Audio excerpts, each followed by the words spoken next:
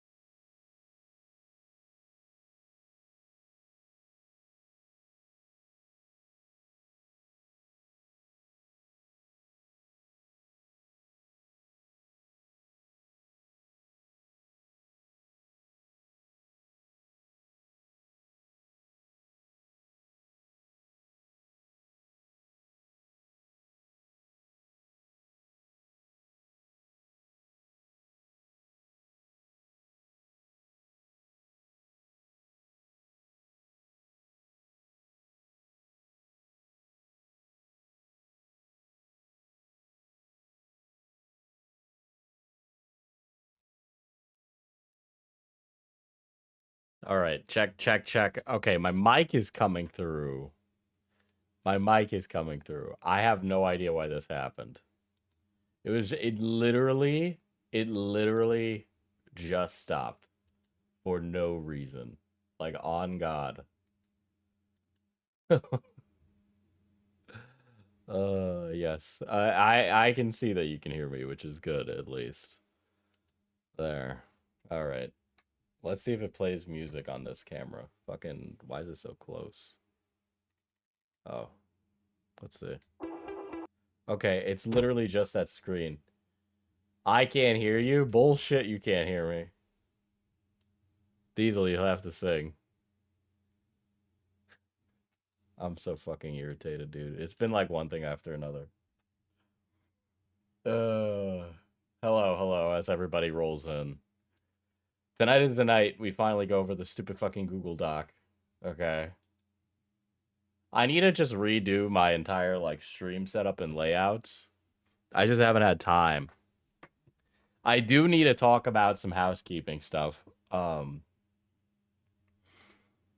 Onision has risen from the grave. Fucking somehow, Palpatine has returned, right? We'll go over that. It's gonna be really short, and then we'll go into the Google Docy. Yeah, the music just cut out after like 30 seconds. Diesel, what is your opinion on NASA rolling Artemis 2 back to the VAB? Oh. Do I look like I have an opinion on that? I don't know.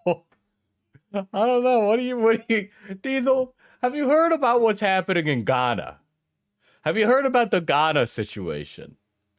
Did you hear about General Ubuntu moving in on the Linux faithful over there? And what is your take on it? Which Linux distro do you use? That's what that sounds like to me. But some housekeeping stuff. I am losing my mind, and my mental health is bad. I pack it away for streams, so streams have been like fucking normal. But I need to change up my stream schedule, or something needs to give. So I will figure it out and come back with a new stream schedule, because it's been a disaster to keep it up. And so yeah, so I just need to find something more equitable for my own mental health to keep doing this, because I'm putting myself in a position where it's like I go to work, I come home, I eat dinner in like 20 minutes, I go live, and then it's like midnight, and then I gotta like figure it out, right? And there's a lot of stuff I want to do, and a lot of directions I'm being pulled, so it's hard to figure that out. Because like on one hand, I want to do FPS Diesel stuff. Okay, well that requires a lot of time. I want to do Mana Potion tabletop videos. Well, that takes a lot of time. Well, I want to do other things, and this and that and that and that. And I'm just pulling myself in all these directions. And I don't want to be a person who like has these dreams, goals, and ambitions, and then puts them on the back burner, so that way I could be like a boss and do like a normal job. I abhor that quiet death, and I refuse to experience it. But I need to definitely sit down and like evaluate what I'm doing and where. So it's not even that manager life is too stressful. I actually don't really find it all that stressful. It's the compounding factors of not feeling like I have enough time, or like things coming up. That's definitely been like a humongous issue for me. So I'm trying to figure it out personally. Yeah, work-life balance is fucking hard, even when it's personal projects. Yeah, it's at a point where it's like, I think it would be easier if I had like the disposable income to throw at teams for other things, but I don't really have that. So it's like very difficult to like make a video, edit a video, and then I'd also need to train the editor, and I don't really have anybody that's good right now for that. So, and I don't want to be paying like fucking poverty wages to somebody to edit either, right? So that's like a huge time sink version of that, but there's like a few others, right? But I'm gonna figure that out. I have some time this week where I'm going to figure that out, and I'll have time to myself to kind of like sit down with that. I may, if I can swing it, do morning streams, because I think it would just be easier for me to do morning streams. But we'll figure it out. We'll figure it out. I also want to just keep doing slop commentary on here, but I can't really do that because I just haven't had time. Like you guys will see that I'll make a slop commentary video, but then I get busy with something, and so I can't keep doing it. So I'll figure it out at some point. But there's obviously like a lot of moving parts. But to do morning streams, I have to figure out how to fall asleep, which is a very difficult task. Very difficult.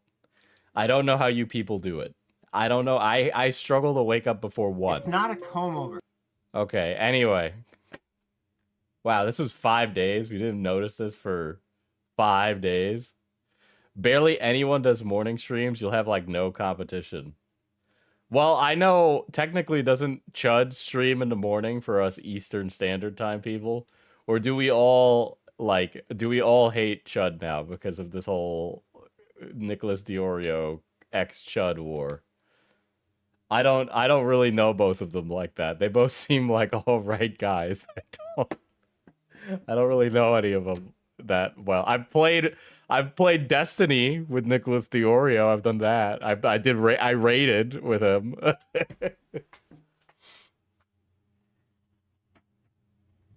I would low-key watch a morning stream. You guys are like, yeah, I'm ready to wake up super early. Things haven't been same since the Chud War. Me explaining the Chud War to somebody at work.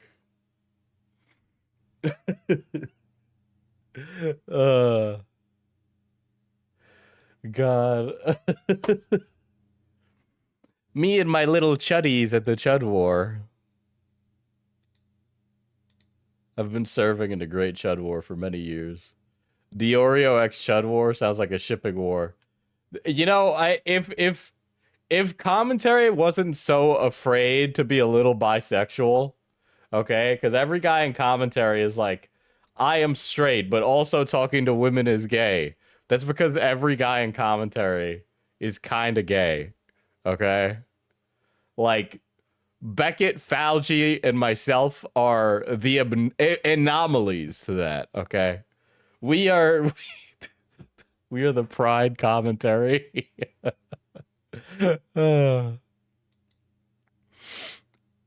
So I want us to go over this little Onision tidbit because he came back 5 days ago, and I think it would be very funny to see what he has to say. But explaining the Chud War at work would be a fireable offense.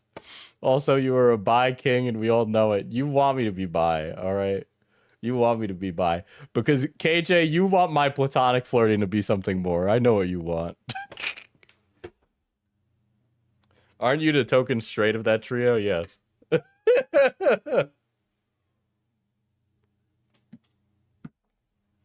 Oshi, give a trigger warning for that man. Trigger warning. This guy has a vegan body. But I guess I don't even know where to begin with Onision. I was saying to the homies that Onision should pivot and become a right-wing grifter looks maxer. I think if Onision became a right-wing grifter looks maxer, he would actually make shit tons of money. You know? You're going to regret that. Wednesday, me and Hal are going to bully you. You guys bully me regardless. Shout out to the Loaded Dice Pod, dude. Finally, a podcast that records every week, and I don't need to twist their arm to go there. Do you guys know that for every single fucking episode of Internet Explorers, I put together every docket? I put together every docket with extensive notes, okay? It is, like, unironically such a good concept for a show, but the problem is that I was doing every single piece of production, which is, like, would make you crazy. But can't you see Onision as a right-wing grifter looks maxer? Onision mogged clavicular in front of the foids, not clickbait.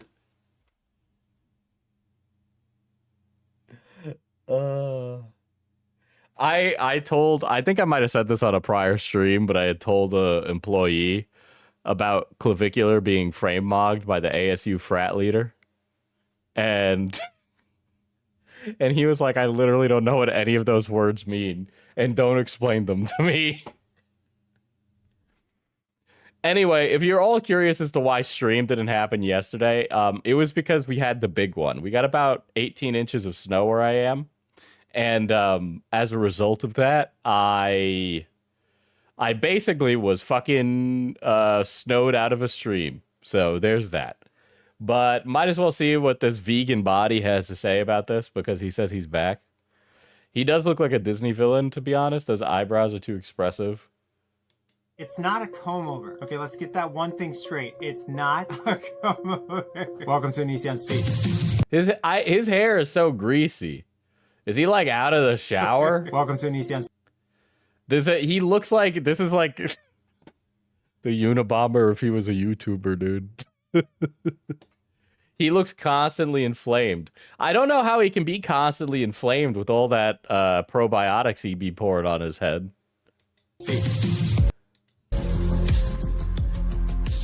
Okay, first off, this video is happening because someone got me a gift on my wish list. I got this. No way. Somebody bought... Dude, I don't know if any of you have checked on the Onision forums anytime soon. The answer to that question is no, you fucking haven't. But let's say hypothetically you did. What you would find is 5 30-plus-year-old women talking to themselves across multiple forum threads that Onision occasionally speaks on. His cult has weakened in the last few years. And I got this. Every time I post the link to my Amazon wish list, and every time I promote... You guys should not buy anything from his wish list. Instead, you guys should buy things from my throne instead. the Onision forums, or even just my Cash App, where you can literally just tell me, hey, here's 100... You shouldn't give him money. You should give me money instead.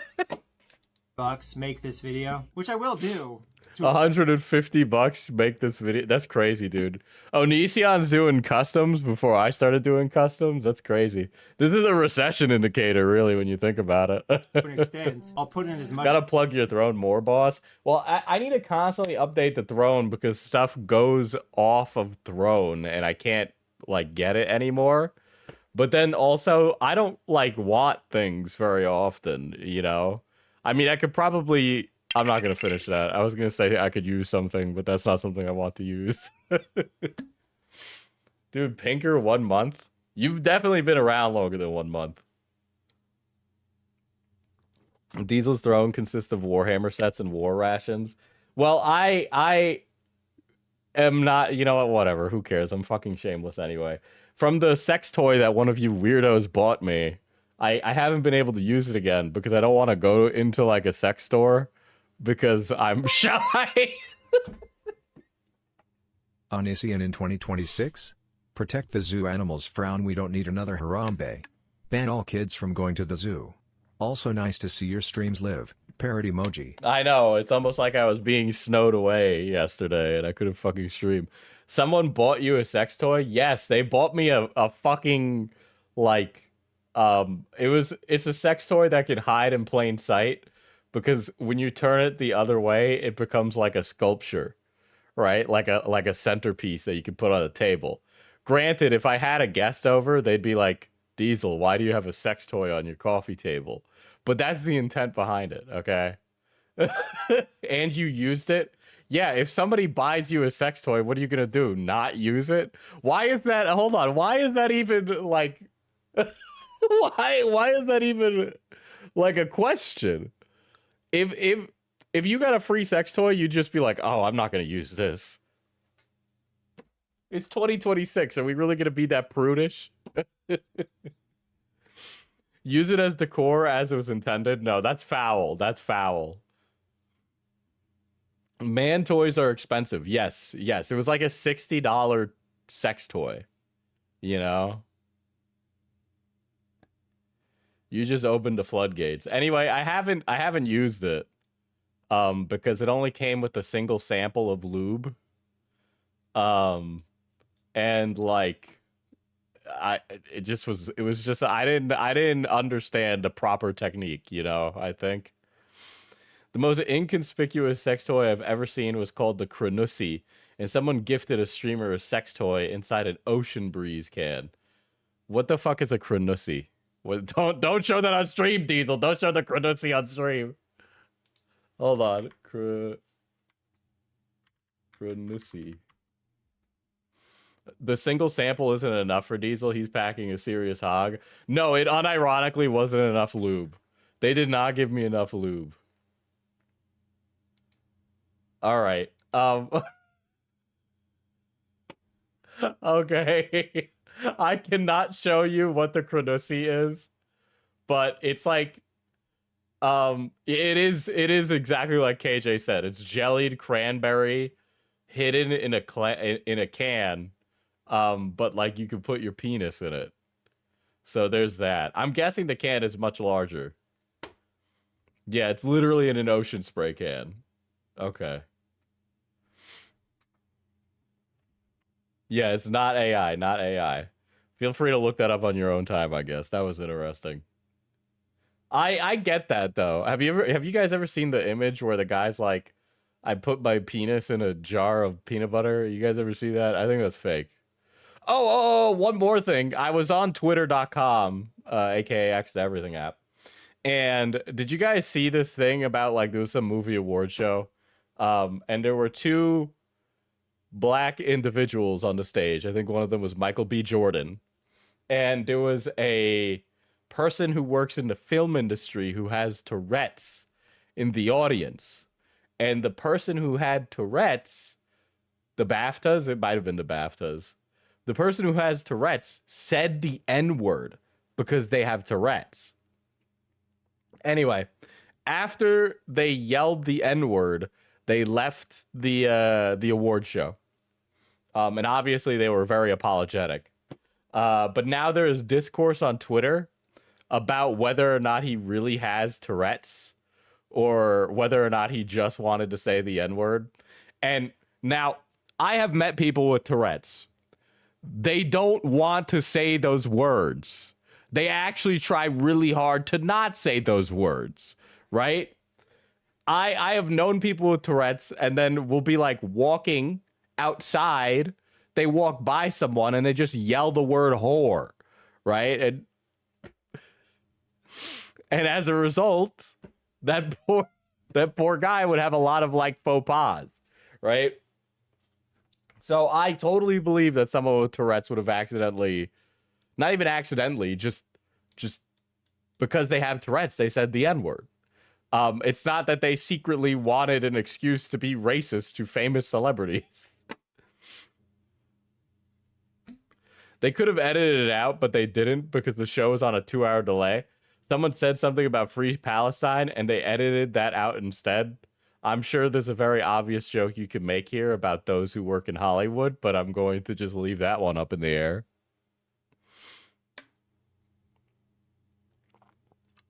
That guy was there because a movie was made about his life.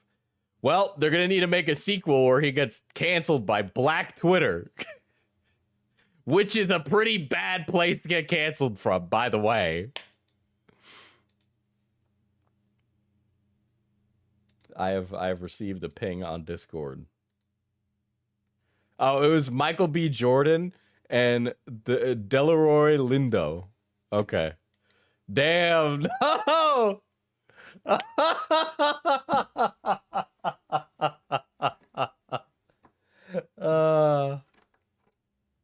Oh no. It's really fucked up that they kept that in, actually. That's rough. That's rough. God. I would hope that they're woke enough to understand that that poor man had Tourette's. I would not wake up tomorrow.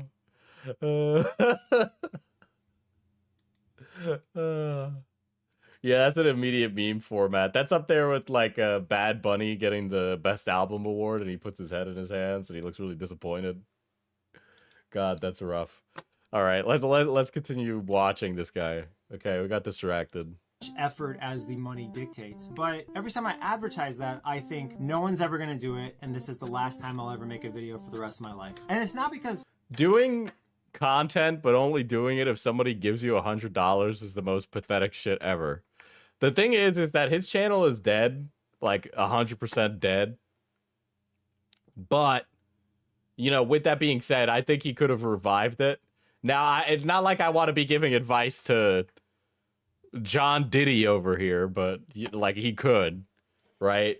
So the fact that he's like deciding not to upload content, it'll only upload content if somebody gives him the equivalent of like a week's worth of groceries is insane. You know, a low self-esteem alone or anything like that. But I will say, every single time I see a video funded, my reaction is somewhat like this. You guys funding my videos allows me to have an excuse not to do my normal job. And as some of you know...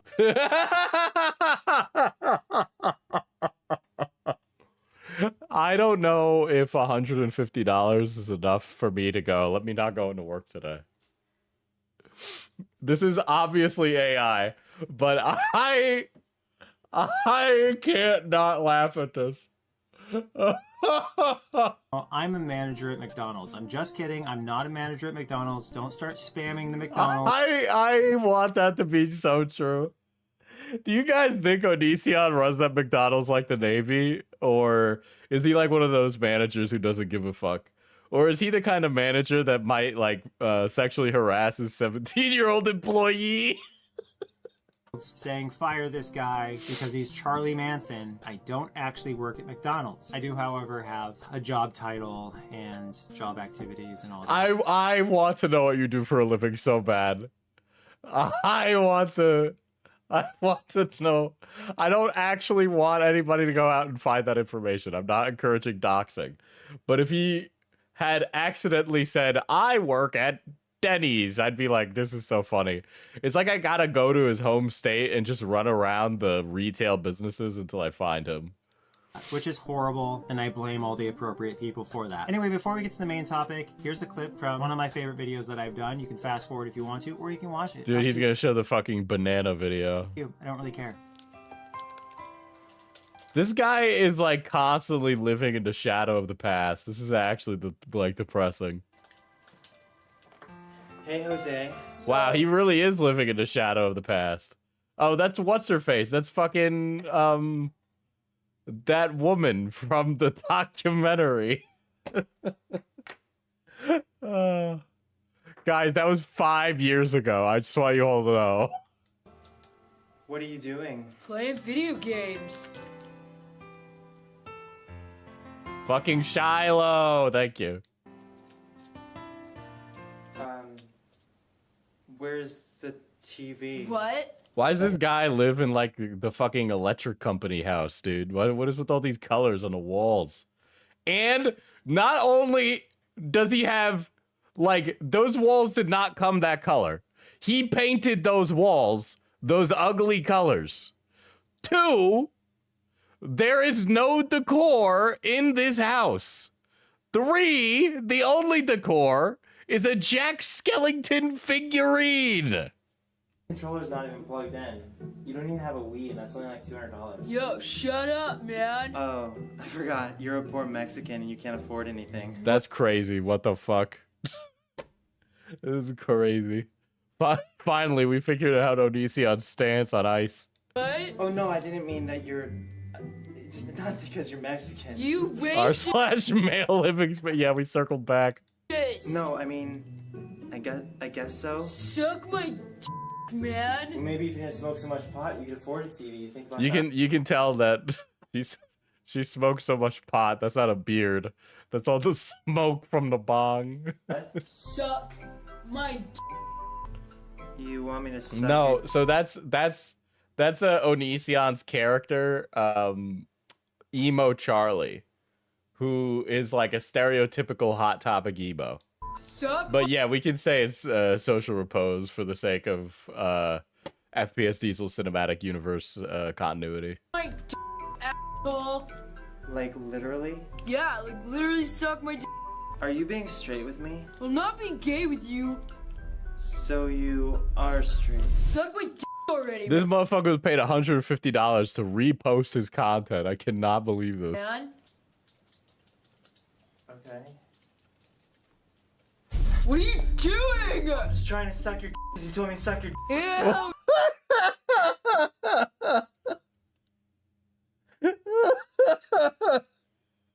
Oh my god. Nostalgia critic ass short, man. No. Oh, I'm sorry. You're a freak. No, I'm just confused. Stupid you punk. Yeah, well, screw you, Home Depot stander. Dude, Onision's been struggling with his sexuality for over a decade. You'd think at some point he would just sit on the dick or give up or something. Jesus. Rounder guy. Suck my bro. Fine! What are you doing? Quit playing games with my heart! God, such a... Dude, it's just the fucking Jack Skellington and Cloud on a motorcycle. Yo, suck my bro. Fine! You okay? Hurt my face a little. Anyway, today's video, a lot of the things you see on camera are more often than not under my control. A friend of cool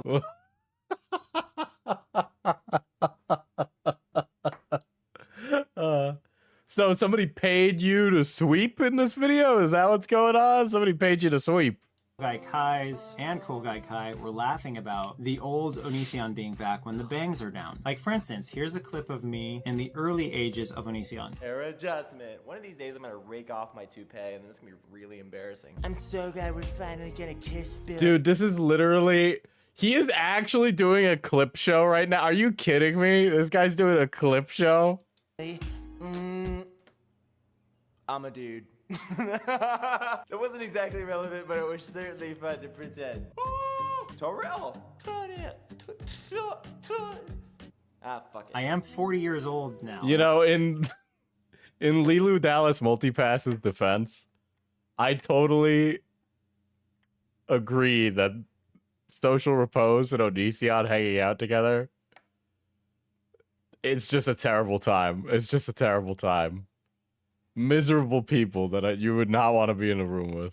I was in my 20s in that clip. So, how have I aged? Don't tell me. I don't want to know. Hey, you guys. Today, I want to talk about something really fun. We're going to talk about dieting and exercise. Hey, you guys. We're going to talk about something that's not so fun today. Diet and exercise. I know a lot of people out there struggle with their weight. And I want to say that you're beautiful the way you are. This is such a fucking dog-ass video. No matter what, you should always look in the mirror with pride and respect because you exist on this earth as a strong, powerful person.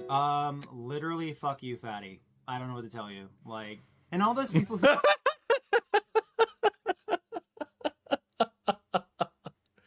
He's the same age as Germa, but what is actually entertaining? Germa also looks younger than him. who blame you for like the things you eat, you were literally conditioned in most cases since you were a kid to eat the diet that you have. So anybody who says like things like fuck you fatty, those are horrible sociopath people. Like literally you could just stop eating if you want to. So don't go around telling me that, oh, I can't control it. I don't, what is the thesis of this video? It just feels like fucking nonsense. Bullshit. But no, guys, in all seriousness, I just want to say, you know, I really appreciate you guys watching my videos. I really like that you're so supportive and funny in the comments. I love reading like the Ricky comments, Martin and Kid I just Rock wanna say being the thank same you. age. Fuck you, Goddamn. you pussy ass piece of shit. Fuck you. You're a little fucking bitch. Stop pandering to these people. You little twink ass. I'm gonna bend you over this table. You're not a... You suffered twink death a long time ago, mister. And play with your butthole. Do you want... Dude, this guy, it's been a decade, Onision. You're a little gay, okay? You're a little gay. Want that? Do you want me to play with your butthole? I'm shocked that Social Repose isn't more obnoxious about how much better he's doing than Onision. Hey, don't count those chickens before they hatch, all right? Don't count those. He makes plenty of videos where he goes, let's look at the people I used to remember. Let's look at the people from my past. You pathetic twink. I'm kind of attracted Go to check out Twink Onision's OnlyFans. I Okay. kind of want to bend you over this table. Oh god, I was about to spit on you, but we'll save that for your butthole. We'll save all this saliva for your butthole, you fucking twink. Anyway, I'm just saying, look at my videos and everyone's videos as performative because the internet is not real life. And you shouldn't be taking our advice and our opinions online as personal because guess what? You don't have to have a college degree to make a YouTube video. Anyway, first gift. Let's see what I get for making this video. Yeah, we probably should put some barriers up to making a YouTube video. I got me a Fortnite game. Oh my god. I'm gonna play Fortnite. Dude, are you fucking kidding me? My brother went to Target and bought himself a Fortnite gift card. He bought himself a $20 Fortnite gift card. Tomorrow with my friend. Sometimes she's in the comment section of my videos. And that is from Hannah. And the second gift I'm opening. What? Yo, The Shining here. What?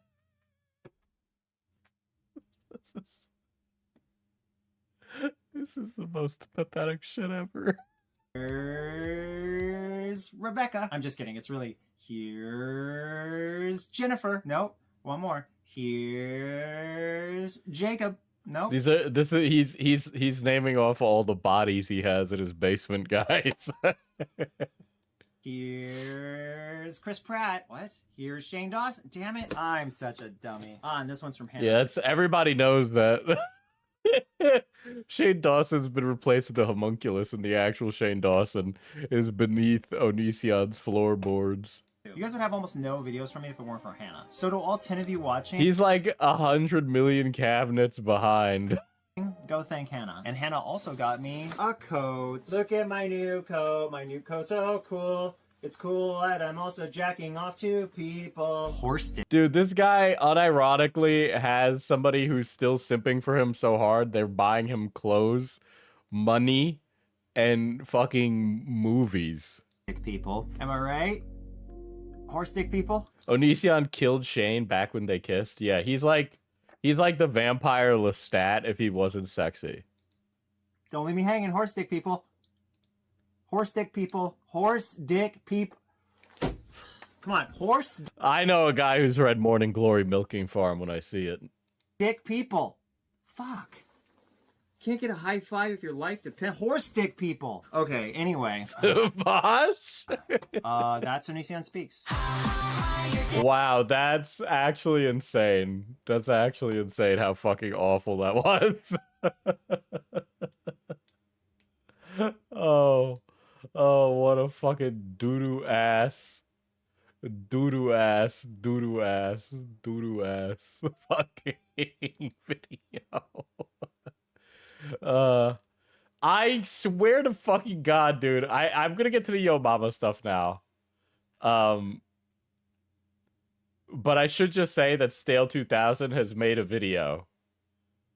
And it is quite the video. And I'm staring at it. But we'll circle back around to that in a little bit.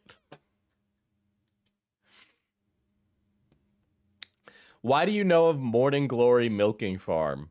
Because I have a very large female audience. And that's like required reading, you know? Oh my gosh. Dude, YouTube used to be a much smaller space. That's why. Let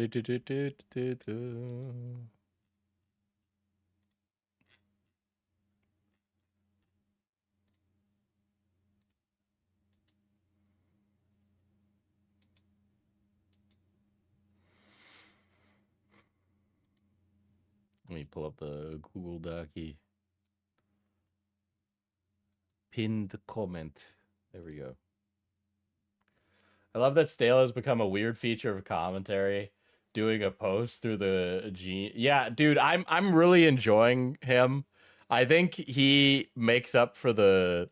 Sometimes you just want an easy target, and he is the definition of an easy target. You know, you just want to. You just kind of want to, you know, hit people with hammers. You know. All right, so we really got through the Izzy stuff. Content and audience. I literally can't show that. That's fucking absolutely insane. So this was shown on YouTube, though. I'm not gonna do that. That's bad.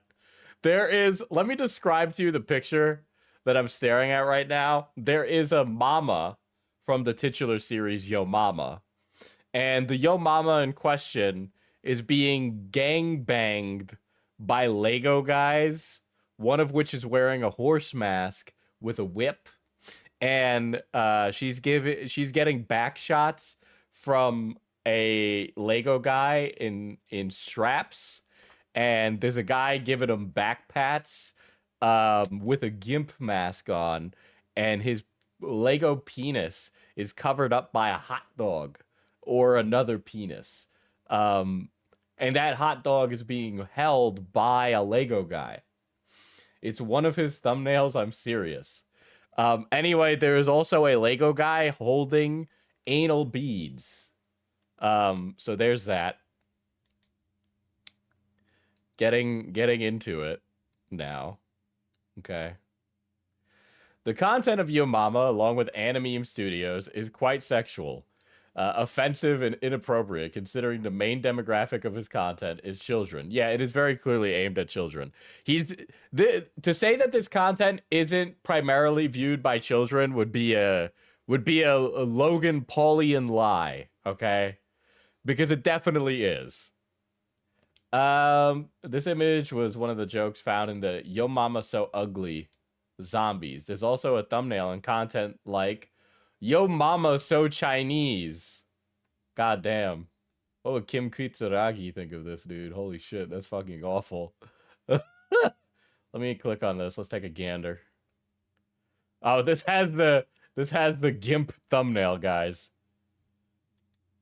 Watch new episodes a week early on my new YouTube channel, Zach James Presents. Does Red Minus do his animations? Not anymore. It was a blink and a miss, yeah.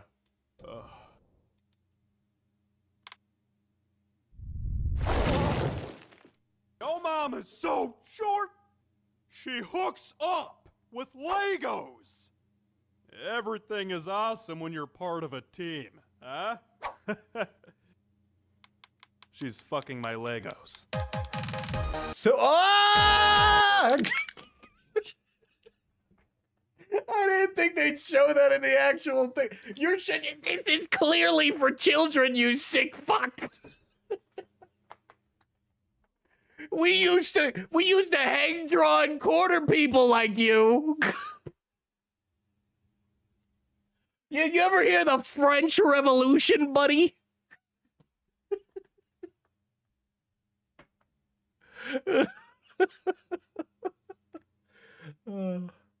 Oh my god. Oh my god. Oh. I legitimately, these thumbnails are horrendous. These are all interesting as hell. Yo mama so annoying, and she, you know what, whatever. We already did that. This stream's fucking cooked. Yo mama so annoying with her titties out. Yo mama in the bath with her titties out. Rainbow Dash clopping? Fellas, do we know what clopping is? It's where you jerk off to My Little Pony. Yo daddy so thick, fast food. Yo mama so lazy. Yo mama so rich. This is actually pathetic that somebody was making this. I feel really bad for the staff on this.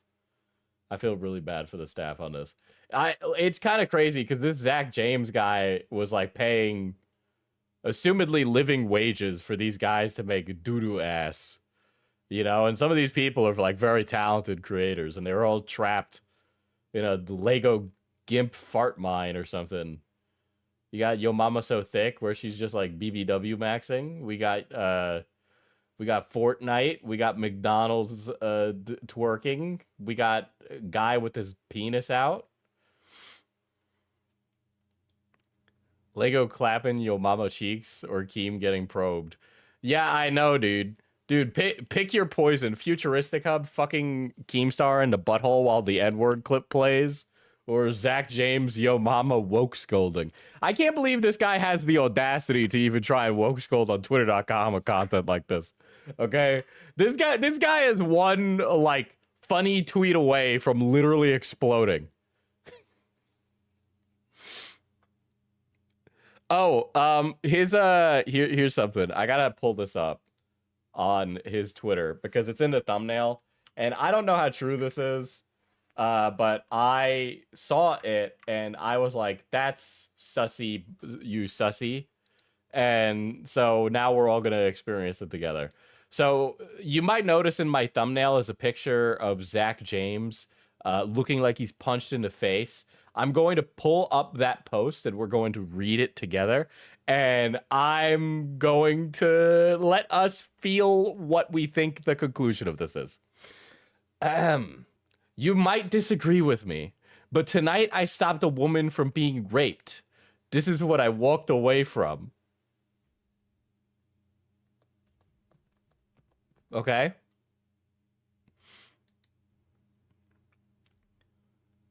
Just so we're clear, performative male says that he stopped a rape.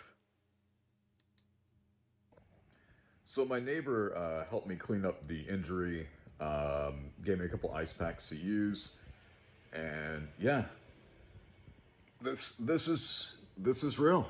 When was this? The beginning of February. I saw some people say it's makeup. Nope. My little bit of a black eye, fucking temples swollen. If it doesn't get better, I'm just gonna go down to a doctor here in an hour. So You should have been going to a doctor anyway. Assuming this was real, he could have like actual brain damage.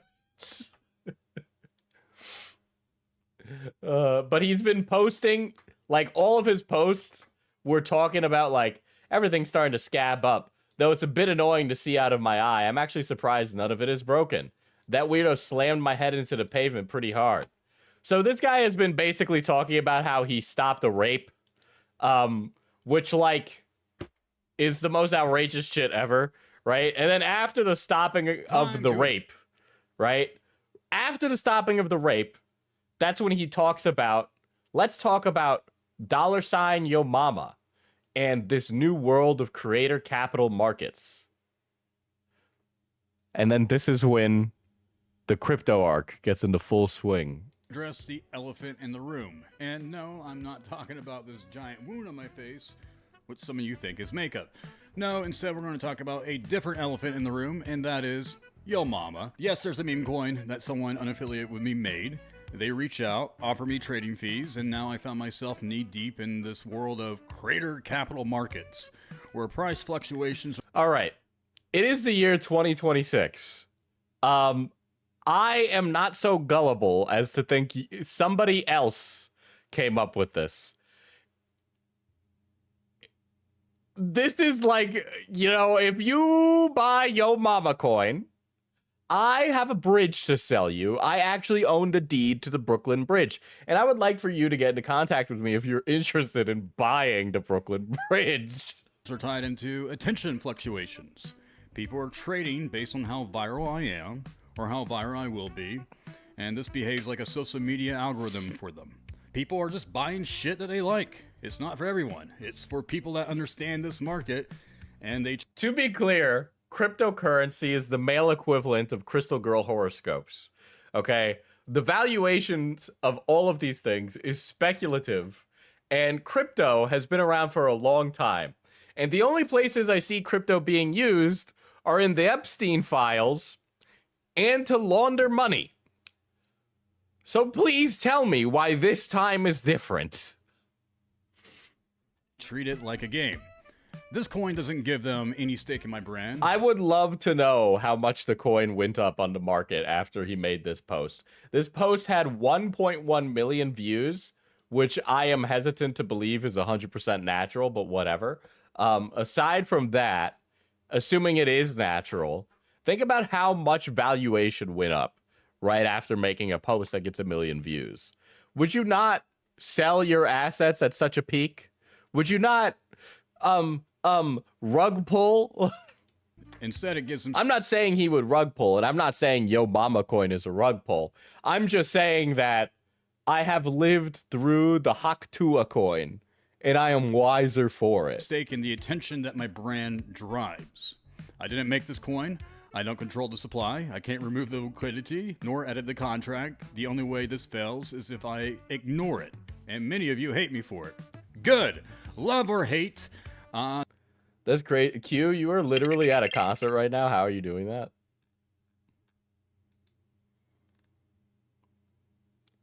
Okay, this is the coin gecko. Let me pull it up.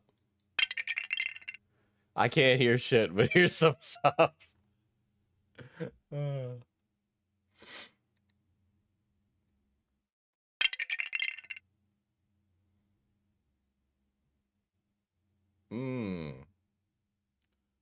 Okay. Okay. When was this post made? Let's see. So here's Yo Mama. All right. Here's Yo Mama over the last month. So Yo Mama at the end of January. Wow, this is worth like cents. Kind of got here late to this whole thing, if that was the case. February 3rd is when he made this post. And let's see. Yeah, I mean, it was worth like a hay penny. Dude, it was worth like a hay penny.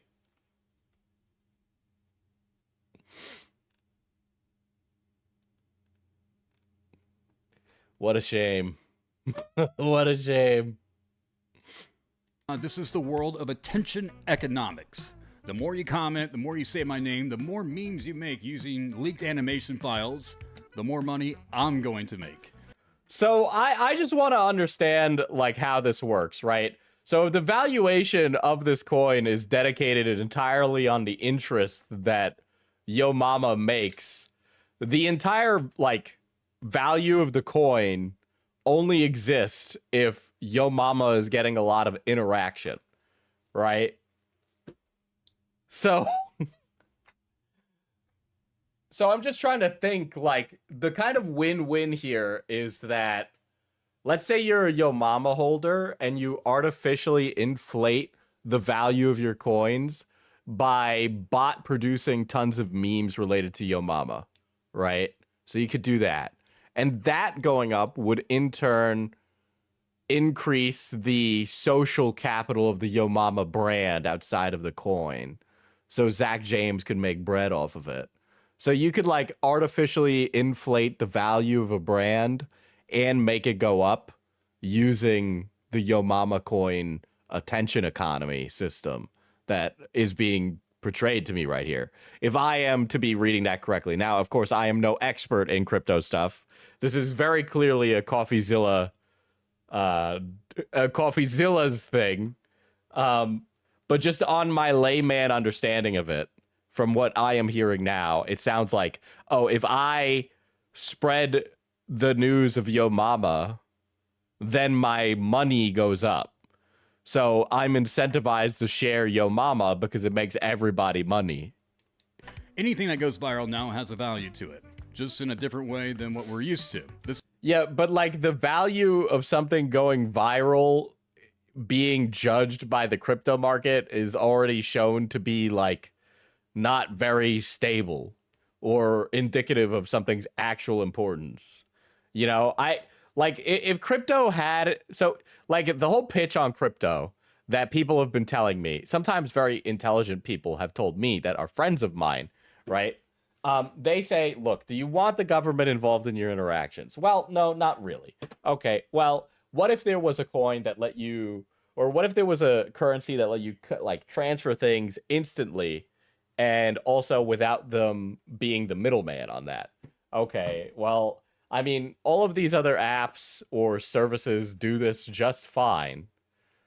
What does Bitcoin do differently? Well, Bitcoin is a store of value. You know, it's backed by the blockchain. It's backed by all of these things that the US dollar isn't anymore. Okay, well, it doesn't even seem to be that that's the case because now Bitcoin has gone down significantly. The cost of exchange is extremely expensive. There's actually like zero reason to use cryptocurrency. Like there really isn't. I have yet to find myself in a situation where I'm like, fuck, I need to use fucking crypto here or I'm not going to be able to get the best price, right? Like it's convenience and then like cost. That's what's important for the average person. I am average person. So if I am like, I want to make a purchase of a European good, I will purchase something maybe with euros, but I don't purchase anything with like fucking crypto. Monero? Who the fuck does that? Yeah, I am currently getting dropped frames right now, but I don't know why. Because of course I am. It should stop soon. It's not that bad. We're jumping around, Diesel. I know. I fucking hate living out here in the middle of nowhere. I hate the woods. I hate nature. I want to live in a walkable neighborhood with cars and sidewalks and public infrastructure. That's what I want.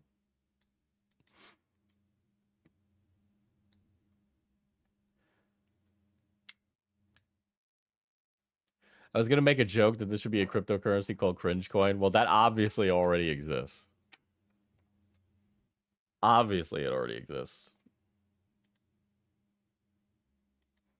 This might very well be true freedom. Freedom from YouTube's algorithm. Freedom from YouTube's... okay, just to be clear, the type of freedom that he's describing right here is that those of the people that are already at the top of the game can now further engage in machining the game by incentivizing random strangers to also spread their shit.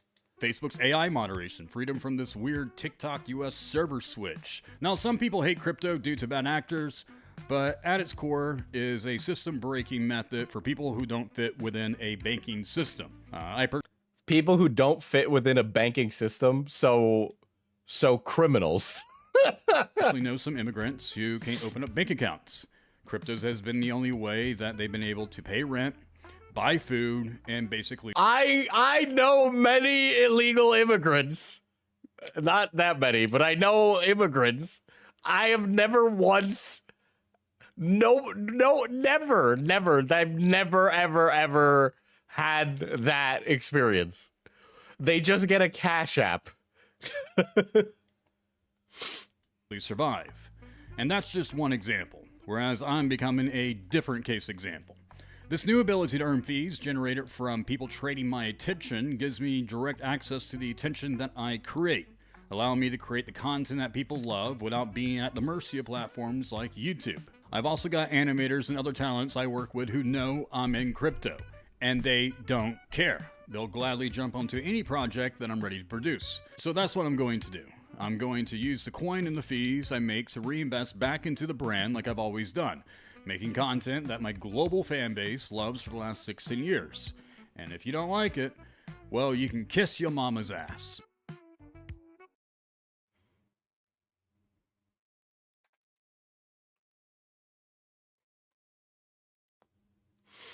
Oh, brother. Oh, brother.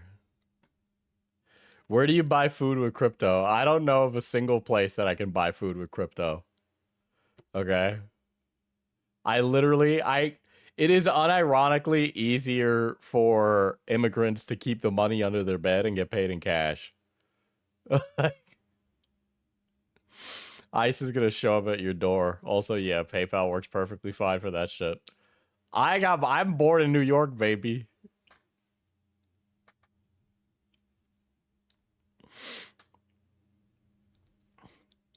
Like I'm trying to think of a reasonable place that I would use crypto in, but there's never been a time where I've needed to use crypto ever for anything. Like crypto is just degenerate gambling.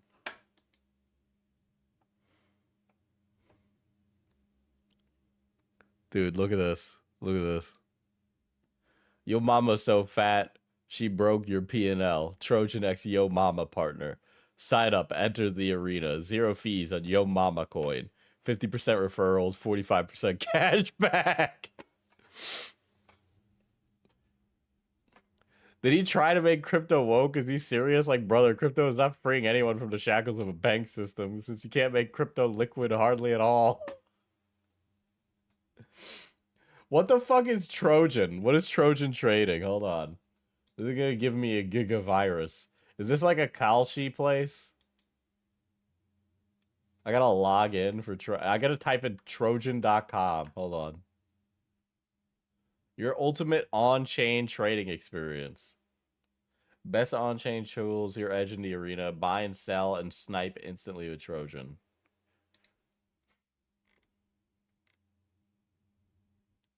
This is like... This is all Gamba when you think about it. This is just all Gamba. I've only seen crypto really used by people who live in countries where Visa or PayPal are blocked due to sanctions. Well, the fucking immigrants coming over here to the United States aren't fucking using crypto. I don't know of a single person that does. I know one guy who uses crypto in real life. And even then, he's like going out of his way to use it, to make use of it. Like he's having to bend over backwards to make it work for him, rather than the other way around. Condoms? They don't do condoms. It's a trading platform.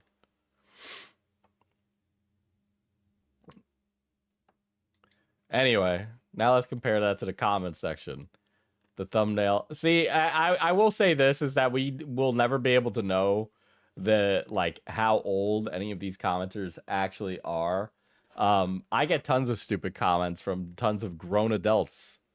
I have a large sample size after interacting with Lilu Dallas Multipass, so it's obvious that mainly children are watching this content. I would agree with that, which baffles me considering that Zach had an episode that was hosted on Pornhub as a clapback to the YouTuber Memulus's like criticism. One of the gas stations owned by a chain I worked for once got called by a fake manager who got the cashier to put the register money in a crypto ATM.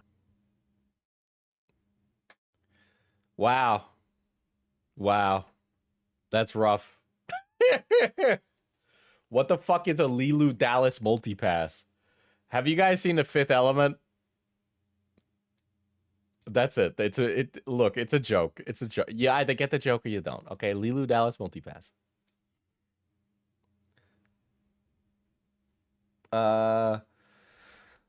Zach had posted on Pornhub as a clapback to the YouTuber Memulus's like criticism, which included the YouTuber jacking off and coming all over his mother, which cuts to his mother sucking the dick of a man on a toilet, while I'm Alex watches from the window while masturbating.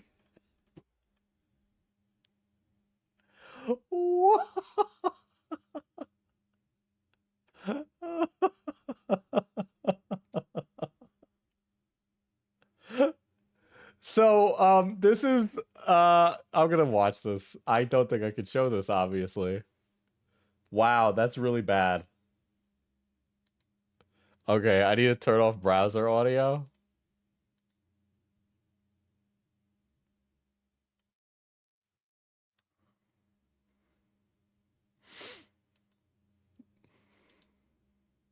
Hold on. Memulus's mom is so nasty. She kissed him goodnight after sucking his daddy's dick. Okay, and then Memulus is jerking off, so I'm gonna mute it.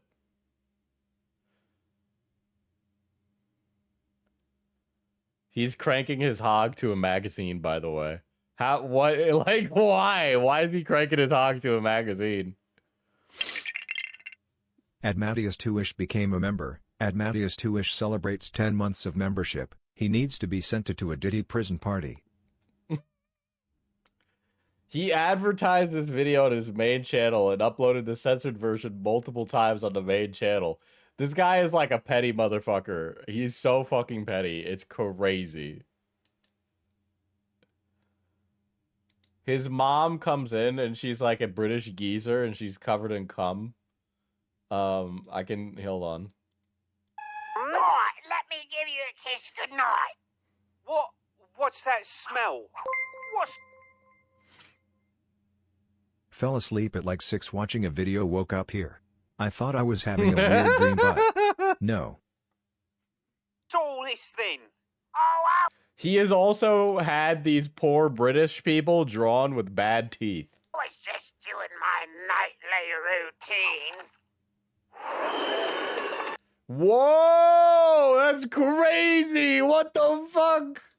I know I can't show this, but she's like two-handing a whole ham hog right now. Dude, what is with this guy has some like weird fucking sexual. I thought I was like a fucking bohemian freak, but something about this guy is outrageous. He had to tell other people to put this shit together. He had to produce multiple people to operate and then produce this. Okay, I'm Alex is watching. I'm Alex is jerking off. I'm Alex is jerking off while Mimilus's mom is giving head. There is an obscene amount of cum on the screen. It is like exploding. It's like a Baki power. Okay, the guy's penis like Baki explosion to cum everywhere. Mimulus is also covered in cum now. I think this is better if I'm just explaining what's in this video rather than like playing any of this. I actually couldn't play this, but it is porn. He made porn of a YouTuber who criticized him. That is literally what happened.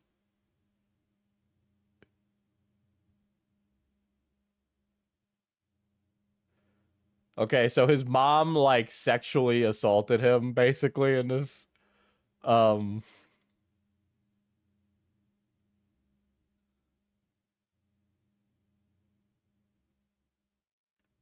Wow. Wow. That's pretty fucking bad. Unintentionally said Mimilus's dad has a big dick. I think the intention was that was a random stranger's penis. Which counts as sexual harassment due to it being based off of a real person's mother and it being incredibly uncomfortable and disturbing to watch. There have been accounts of minors who've seen this exact video. As much as Zach can claim ignorance, it does not negate the fact of there being children watching these videos due to using IPs like Baldy, Friday Night Funkin', FNAF, Poppy's Playtime, Object Show, Uncle Grandpa, Teen Titans Go, SML, Roblox, and more. These attract younger audiences, which makes it worrying that Zach is now trying to have children buy his cryptocurrency. Well, cryptocurrency is needlessly complicated, so at least that barrier will stop the children from buying Yo Mama coin. Yeah, big, I can draw you fucking pregnant energy. Cryptocurrencies and NFTs 2026. Zach posted about the Yo Mama Pump.fun coin, which had statements such as, today, a group reached out to me creating yet another Yo Mama meme coin. It was made without my knowledge and blah, blah, blah. We watched this earlier. Let's see. Zach was approached on 1/21/26, responded on 1/22/26. It was directly involved in pumping the coin, as he was paid up front. We know this thanks to the original poster who leaked the private messages with Zach sharing his wallet. He was paid around $10,000, and he is admin of the coin and fee receivers. Zach, however, messed up the pump, leading to him getting backlash from crypto bros. He was apparently wanting to impress, and then it gives Zach's wallet right here, which is crazy. Then you can see the trades. God. In the same wallet, it was discovered he used some of his funds for Solana loot box gambling. God damn. They then randomly offered to send me the trading fees for use of my brand. No promotion was asked for. They just sent it. His first statement said, shown here. Let's see. Okay, I feel weird posting this, but it feels important to be honest and stay true to my message. I've been approached to do a meme coin many times before. Like, okay, let's put this aside for a second and just like talk about what happens when a creator does a meme coin, right? Assumedly, every time we see a creator do a meme coin, the feeling behind it that an audience member gets is that like bro is washed, right? Like bro is washed and bro's trying to make fucking hella bread off of this. It's like, oh, he sold out. Like this is the definition of sold out type shit. This doesn't stop those meme coins from being made, though. I've seen dozens and shared screenshots before. Never had any involvement nor got paid. God damn, it's fucking late. Yeah, 10K is also a pretty low amount. At least for this kind of thing. Today, a group reached out to me and blah, blah, blah. This is all stuff that he's just kind of rehashing this stuff. The statement was made a day after he was approached, with him later following up stating, This tweet initially pissed off a lot of crypto bros because I wanted to be honest with my followers. I guess honesty is the best policy because holy shit, I wasn't expecting this from the trading fees. Animation is expensive and full production. This would cover a month's worth of work. Like I said, I didn't make the coin, don't own any of it, just learned about it today. However, it's the only Yo Mama coin out of the 50 to ever pay me back for using my brand via fees. So because of that, it has my support. Fuck you.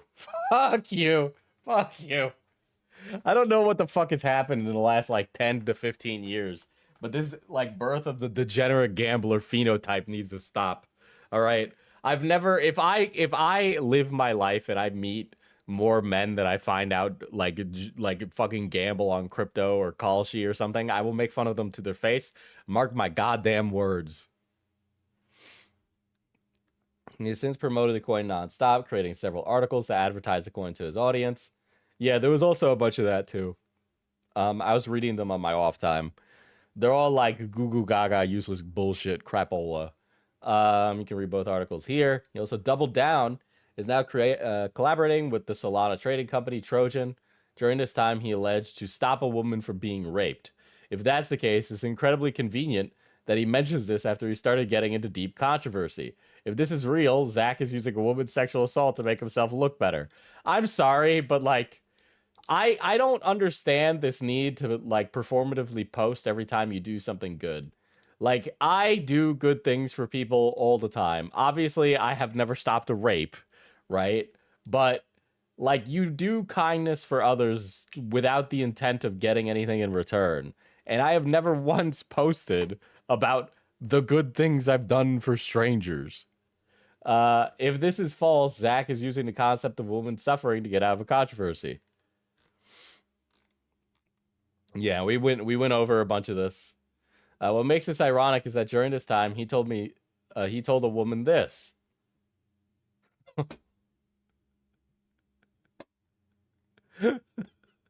I didn't even realize that was Pearl Davies, dude. I didn't realize that was just Pearly things.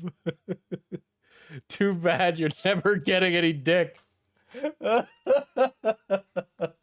Now I understand why women are afraid of guys who say they're woke, but aren't like really, like, they don't put their money where their mouth is.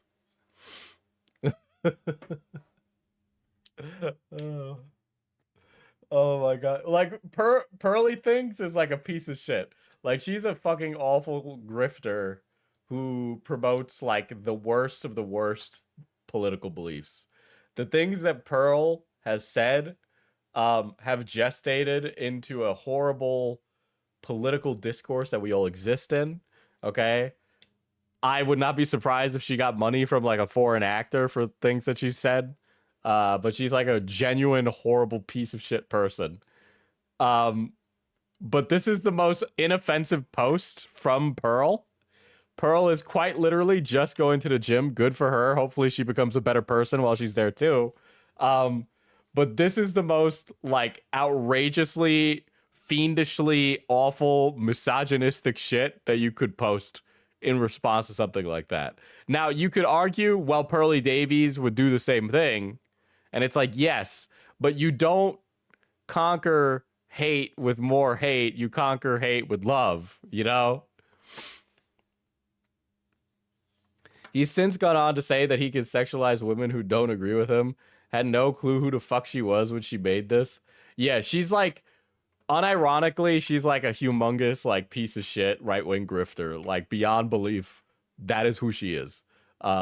She spent her entire life and political career furthering like the Project 2025 type shit. She's not as famous as she used to be. Candace Owens has kind of taken her position. Her debate with Anna Kasparian is so funny. Her detractors have started calling her a Sasquatch built. These people who are getting called whores by Pearl.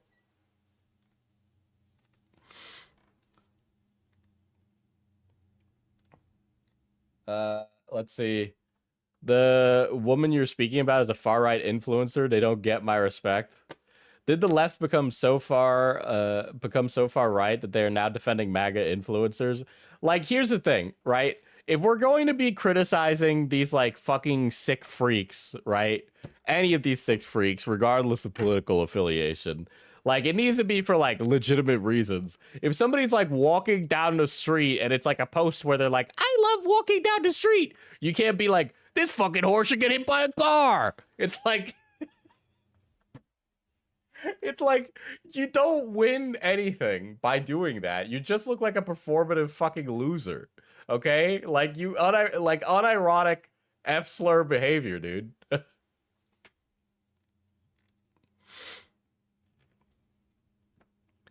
Zach's first time showing interest in the crypto market was 2021, where he began discussing NFTs and creating Slimy Mama NFTs, citing that, bro, I swear to God, fucking white men in this tax bracket always be like, I'm on board for NFTs. Fuck you. Fuck you.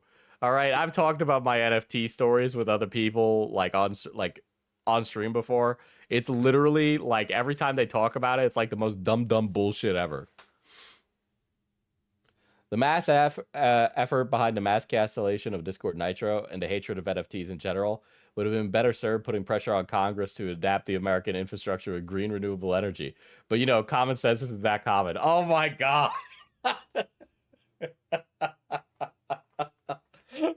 Man discovers that people on the internet have dedicated their energy to something pointless. He has decided to scold the entirety of humanity. Unironic white savior. This is fucking dark woke white savior dumb bullshit. Oh man, all of these people are getting mad about the wrong thing when what they should be doing is doing one other thing.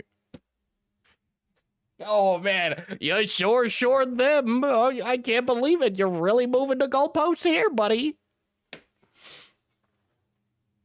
This is like this is like somebody like yelling at me for complaining about the price of groceries and being like, well, if you cared so much about the price of groceries, why don't you complain about this more? Or like, why don't you say something about this?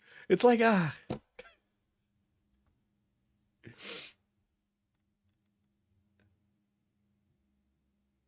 Okay, that's the NFT.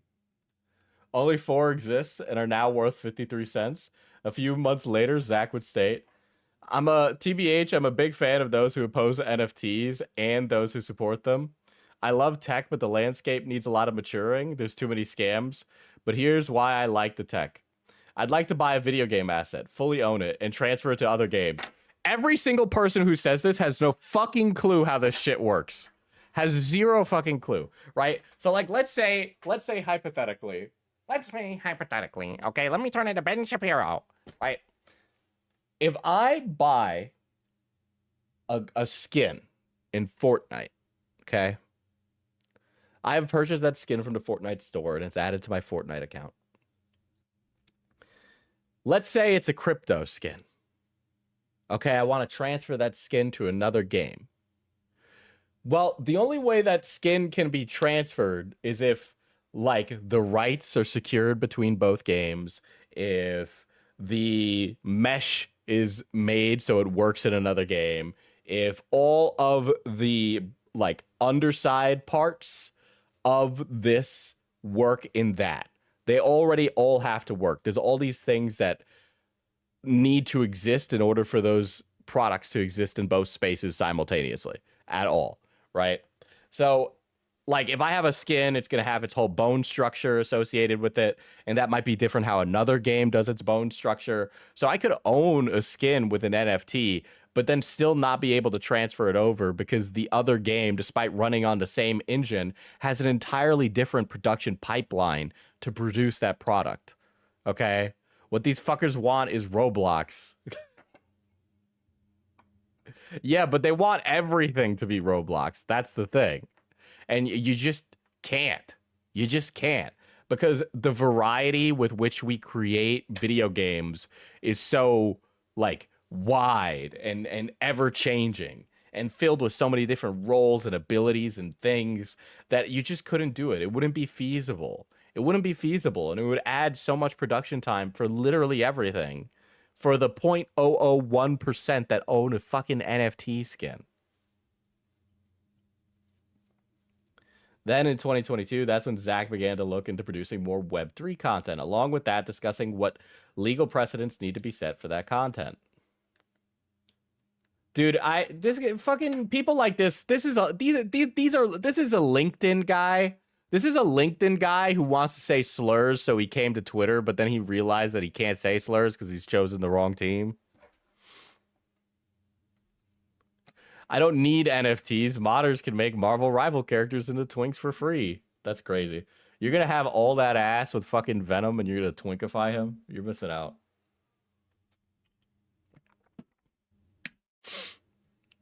I appreciate the people who express their passion. However, there's a difference between passion and extreme aggression.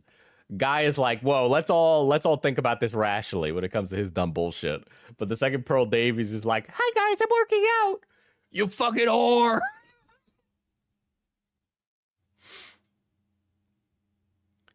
Thus far, I've enjoyed my interactions in the Web3 space, but I'm finally getting a taste of the latter. Some will justify their aggressive stances as, I've been in this space for a year. IMO, this immediately demonstrates the ego-fueled aggression. No one can be an expert in 1 year in a barely matured space. To assume so is to demonstrate a lack of forward thinking regarding 10 years. I can't wait to exist 10 years on from the crypto boom and see what the fuck the world will look like. Unless we all die in a fucking hailfire explosion of nuclear holocaust. But I don't know, we'll figure it out. I'm a Web2 business owner, entering Web3. And yes, I can smell the BS from a mile away. Got fake followers? API programs will show us. Want to sell me a promo? I know how many fake engagements you have. 10 years with 10 million fans? I know when your fans are fake.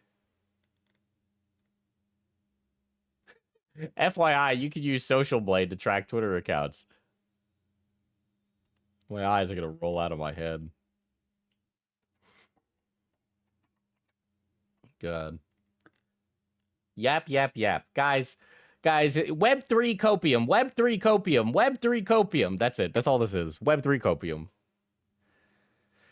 copium. Here's our blueprint for the Animeme's lab NFT roadmap. 333 DNA are being examined before we begin our series of experiments. Learn more on Discord. Zach gives me I should choose the bear vibes, like dude is insanely performative. Also, believing you are immune to scams makes you more vulnerable to scams. Let's see. Wave 1, Michelle. Slimy Michelle is the rarest of our waves. She'll unlock our Web 2 map. We'll fund a group of YouTube animators to produce the robot chicken of the internet cartoons. I fucking hate all of these people that make shit like this. I cannot stay. Dude, this is like the nerd. You guys remember the Nerd City cryptocurrency? You guys remember the Nerd City cryptocurrency?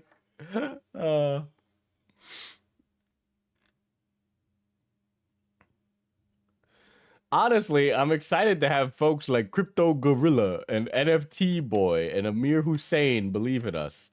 We're here to build and I'm too autistic. We're here to build, and I'm too autistic to not focus on success. Super excited to have folks like K-Money69, Ruber Younger, and the team behind Possessed NFT get involved with Animeme Labs. He had more than one collection, however, one of them being decor, which was a limited project with few NFTs made. Dude, everything that an NFT, like, if I was a guy who shopped at Spencer's in my 20s and then got fabulously wealthy in my 30s, but I had the taste of Spencer's, that's like who I think an NFT guy is, right? Like, I feel like an NFT guy is like somebody who, like, smokes Rick and Morty bowls and then sits around and watches South Park and goes, these guys get it. These guys get it.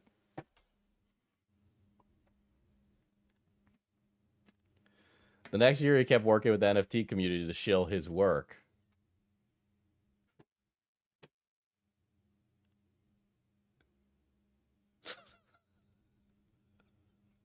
This is so stupid.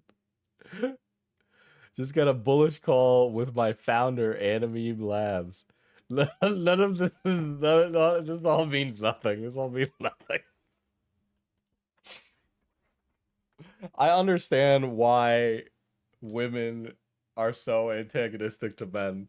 I have a homie, and I've played Warhammer with her, and we were talking about clavicular, and I was like, you know, I can't fucking stand a guy, but in the same breath, I feel really bad because, you know, he's a 20-year-old guy and he has all these like wrong, like these objectively just ridiculous and wrong opinions on the world. And she was like, fuck that guy. Fuck him. I don't fucking care. Fucking he should die. And I'm like, all right, okay. Oh no. Picked up Utes NFT a while back, and now my GF is drawing Utes, and this is not even mine. Oh boy.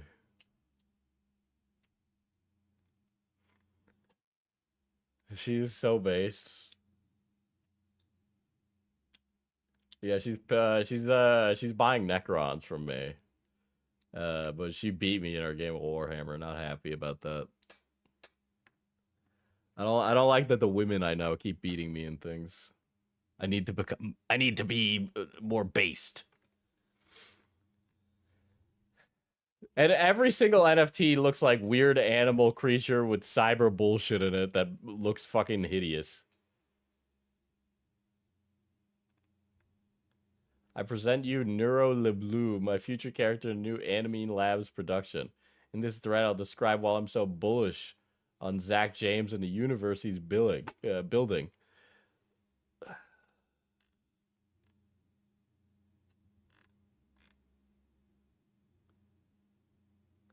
Amazing artist Zach James created a one-of-one decor NFT inspired by my pet hooligan and reimagined the Anime Labs style. This is straight fire. I'm sorry, who are these people? I want to meet a man that owns something so hideous. I want to meet you and ask you why you're so fucking stupid.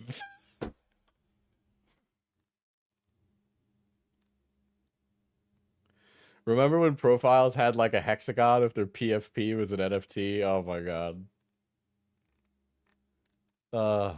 This is such white people behavior.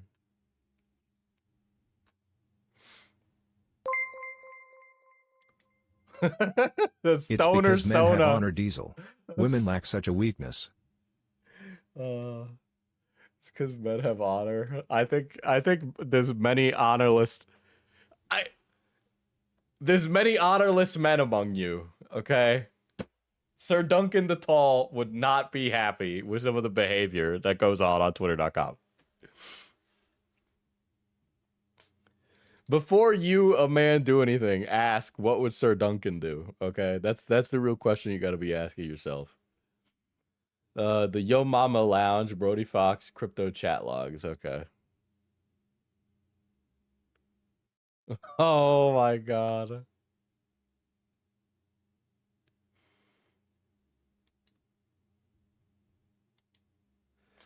I think it's important to comment for both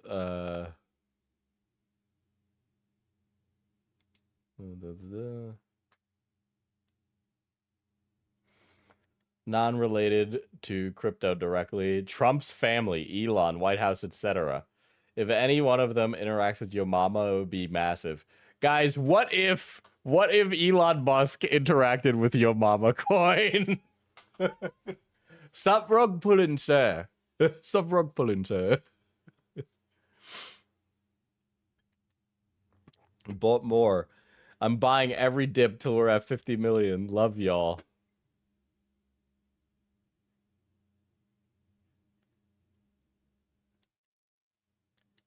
Good morning, brother. Hope you have a great and productive day. I just assume that these are all fake. I want to meet... I don't know. Who are these people? Who are these people? I just want to know what you're like in real life. Wow, this is crazy. This is actually a humongously outrageous fine. Yes, I acted like a shitty crypto bro for this.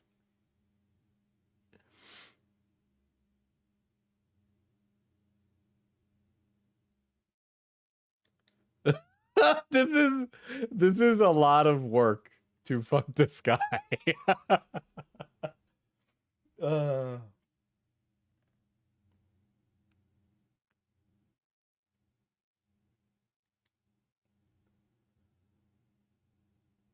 Not now. I'm good. Just caught up on your last stream. Zach came on to Augie's stream in 2020 and randomly brought up Izzy as his trans employee to be a virtuous flex. I am not fucking surprised at all. I know that Brody Fox, aka Zach James, has interacted with commentary before. I am not surprised, okay?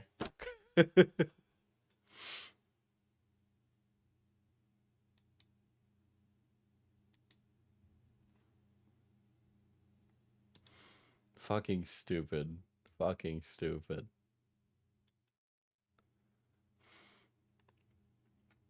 I made a fake alternate account in order to infiltrate the space. I collected messages for several days. I still check here and there. Any new images are likely to be uploaded in a Drive folder. This section is short because I don't feel it's necessary to just upload every single image I have to document the length more than it already is.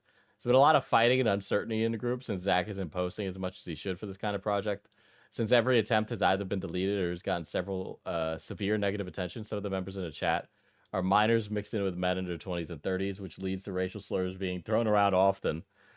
Most times they'll send a post and beg everyone in the group to interact with it. Many such cases. Modern day controversies. In this section, I'll break down a few of his newest controversies, elaborating on some of the research I found. Zach first responded to my allegations of his connections to Register Agents LLC with this statement.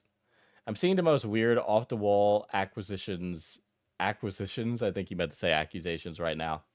For example, someone is now trying to tie me into 8chan because they did some poor research. My go-to accounting firm was Semaphore for a number of years. They've been the standard with creators like Philly D using them. They may or may not have other company services to get things done. I don't run their company to know this, but no, I did not directly hire someone who did work for 8chan. There's an outright sickening and disgusting conclusion to come to.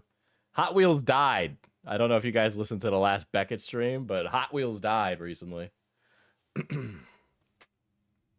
Now, if someone can't get that right, there's no way in hell they did proper research, period. I would not put it past him that he had some kind of connection, maybe not with 8chan, but I would not be surprised if he's like a poster on 4chan with the intent to stir shit, honestly. He seems like one of those guys that would have like an alt account on Kiwi Farms to talk shit about people. This is a Semaphore's website. Semaphore is not listed on any of the legal documentation of Anime LLC. This information is publicly available via the official California Secretary of State Business lookup. Hot Wheels, the company, or like the guy named Hot Wheels? The guy named Hot Wheels who was in a wheelchair and would have like fat, furry fetish art drawn or something. I don't really know. I'd have to ask Beckett. The address listed is a registered agents Inc. headquartered, which hosts thousands of other businesses. I've included the entire Wired article regarding this company right here. Inside a drab one-story office building in Post Falls, Idaho, a little-known American company has built machinery that enables hundreds of thousands of businesses to operate in total secrecy. The company, Registered Agents Inc., is a one-stop shop for people seeking to incorporate a business in any U.S. state, often in those with advantageous tax policies, while obscuring their identities. There's a lot of shit like this in the United States and, like, obviously the abroad as well. My opinion on it is that it's evil. That's it. That's the tweet. According to 5 former employees of Registered Agent Inc., or subsidiaries, the company routinely incorporates thousands of businesses on behalf of customers using fake personas. Former Registered Agents Inc. employees say that the company has widespread use of personas is an outgrowth of its founders' obsession with privacy and a desire to push boundaries of incorporation laws. Wow, this is kind of cyberpunk, but like in the bad way, not in the eat noodles in the rain kind of way. Around the contrary, at least 1,463 companies incorporated by Registered Agents Inc.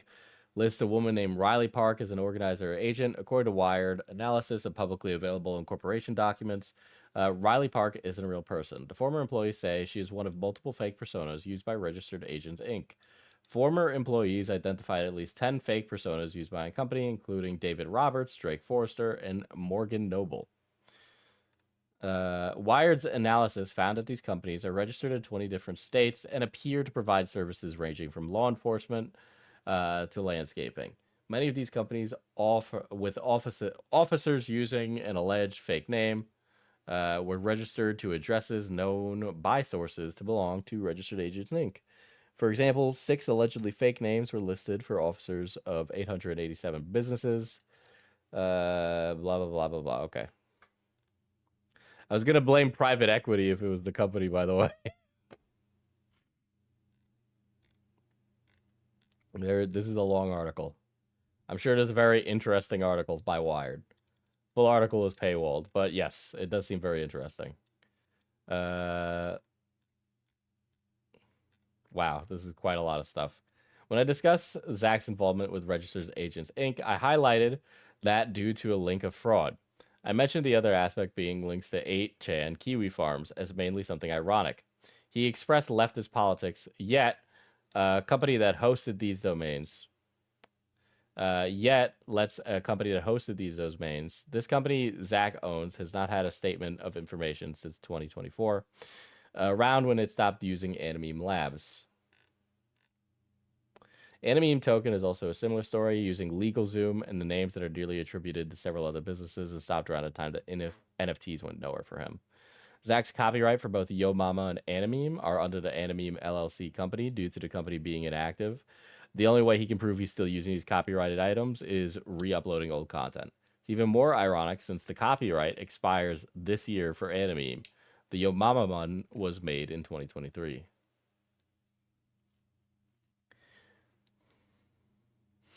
Hi, Diesel. I saw the Chainsaw Man movie today in a Discord VC with some friends and my brother. It was great. It is honestly fucking phenomenal. It was really good. One of the best anime movies I've seen in a long time. That, and I've been watching Free Run. I watched 2 episodes of Free Run, so I'm very early in. Everything everybody has said about the fucking show Free Run is literally lying. I actually think the people on Twitter watched a different show than me. Like, unironically. Like, it is actually insane how fucking different it is. Like, I thought that Free Run was autistic, okay? Because everybody's like, the elf is autistic, the elf is autistic. She is not fucking autistic. She's not fucking autistic. She's like fucking 1,000 years old, okay? She's like fucking sad because she doesn't have any permanent connections, and she's trying to build permanent connections now because she realized that actually personal connections with people are important.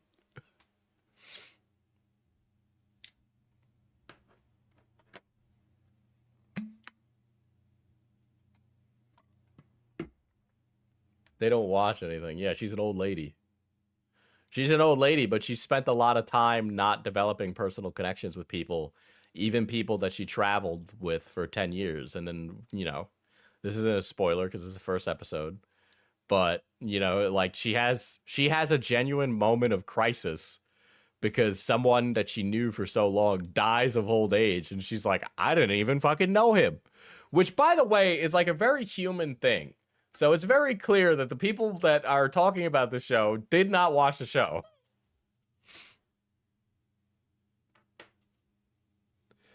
Don't let the left side of anime Twitter hear you say that, Diesel. So I don't understand. The Chud say that it's actually white nationalist propaganda. The leftists say that she's autistic. Ay, ay, ay.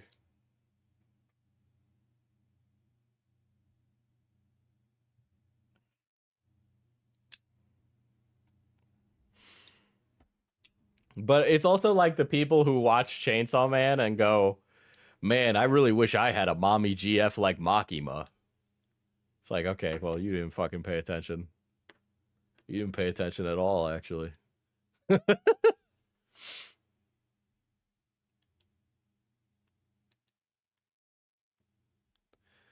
me your feedback. I honestly hate re-uploading the Obama content, but I'm doing it to fulfill a contract as I save up money for a bigger animation project.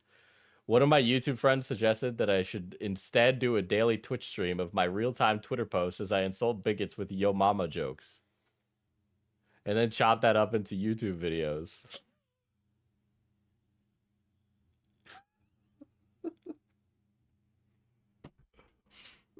In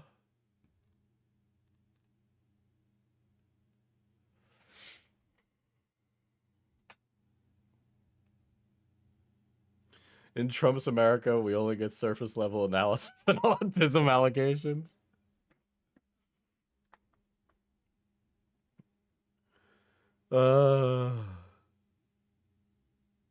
I mean, I would. Free will be damned. I get it. But also, in the same breath, what's your relationship like with your mother?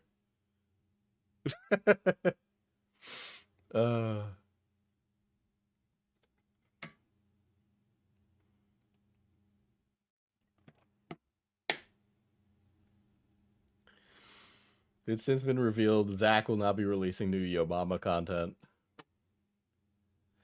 What's up with Joe Mama, Yo Mama Chapter 2, though? I genuinely want to know. Not the way I'd hoped. My vision for that outgrew the budget, and overall, the animation industry investment declined. Unless you are willing to sell the IP or have an audience big enough to keep the IP, YouTube's algorithm hurt the negotiation standing, meaning selling the IP to get the budget, which never made sense. That said, I wanted to better explore it as an indie graphic novel. It's more manageable from a budget perspective and direction writing pipeline. Hey guys, would you like to read and purchase the Yo Mama graphic novel? Listen, I know you got, like, you know, the Amazing Digital Circus and the Has-Been Hotel universe and, like, tons of this amazing indie animation.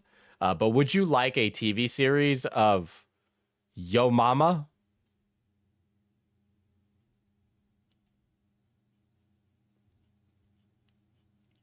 Trump's America media analysis can't go past literally me.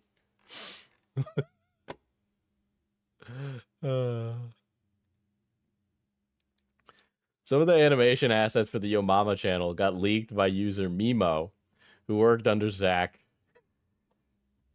for a brief amount of time due to Zach trying to create a Friday Night Funkin' mod.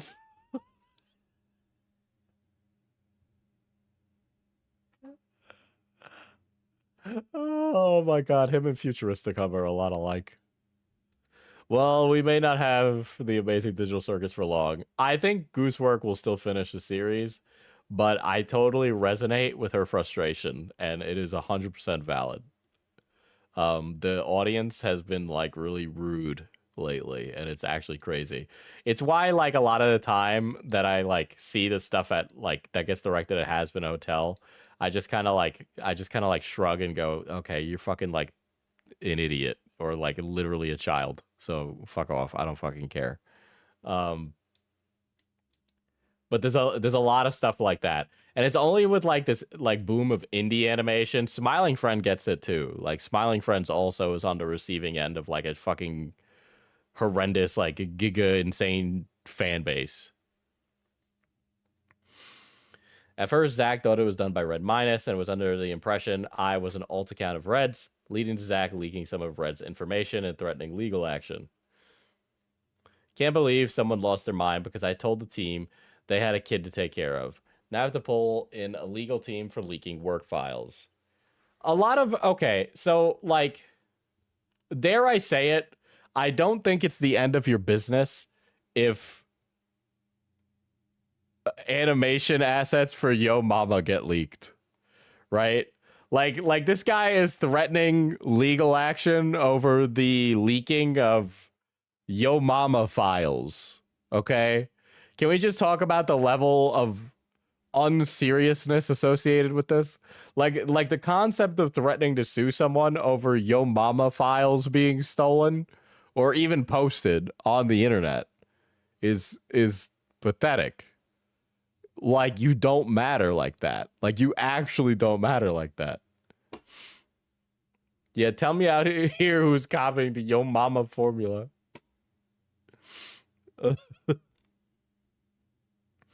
During this, he also threatened to sue animator Le Derp Silly, a 17-year-old from Canada.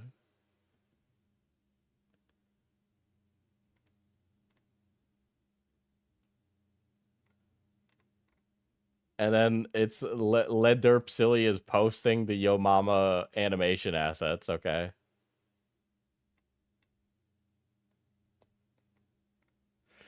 This is the same crash out that KP had over unpaid volunteers leaking their work. She had a service dog from the PTSD she got from the event. It's like this guy is mad about stuff that ultimately, like, you know, it doesn't matter. Like he's almost actually handling this as if he was like not an internet creator, right? He's handling this like he's like a fucking Hollywood producer. But you're an internet creator. You're not handling it like an internet creator. Like, you shouldn't be browbeating strangers for fucking around with these stupid cringe yo mama files. He later backtracked on all of this due to the backlash. Yeah, it's genuinely not that serious. Like, I would not even get mad about that. Like, it's actually crazy that he got so emotional over it. The commission. You still owe me $30 for this art I made you that you used and you said you would pay me $30 for. Even though this still isn't tapping into our assets, which you use with no creds. My Cash App is Mimo. Yeah, Zach. Your move, bud. Punch yo local Nazi. So, like, did you guys see that Twitter post on Twitter, aka X to Everything app, where it was like a bunch of liberals did like a dance, like they did a performative dance about the death of Renee Good and Alex Preddy? Can I put this in the same category of like cringe things? Instead of saying punch your local Nazi, maybe people should punch Nazis more. I don't know. I'm really tired of people saying that they should firebomb the Walmart and then nobody ever doing anything. I'm not encouraging you to do that. I'm just saying I wish people were more action and less words. On 2/4/26, this post was made by the same animator who leaked some of the assets. Included was a screenshot of the original conversation, along with the conversation Red Minus had with the animator. Lamau, love this. Could I possibly send you a tip payment for making this? I know it's tapping into our assets, but I still appreciate the time it took. Thank you so much. How much were you thinking?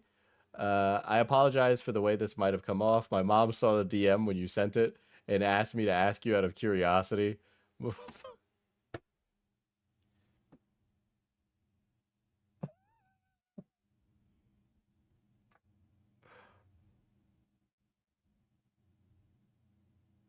No need to apologize. Do you have a PayPal or something? I'll shoot over like $30.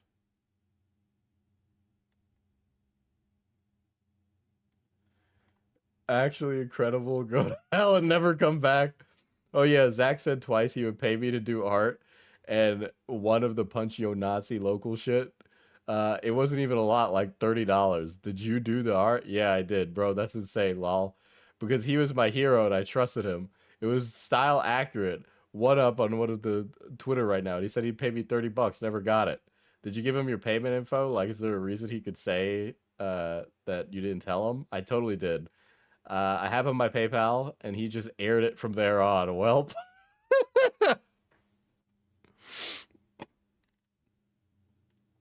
Originally, when I covered this, I was under the impression that this was a commission. However, I was wrong. It was a tip. However, Zach did say he would pay the tip $30 and then goes to the artist. Zach has been attacking the artists using their poor wording against them. It's $30. Can this guy not spare $30? Zach also claimed to have never gotten those payment details when he did. Blah, blah, blah. Never got any form of payment info from the troll poster.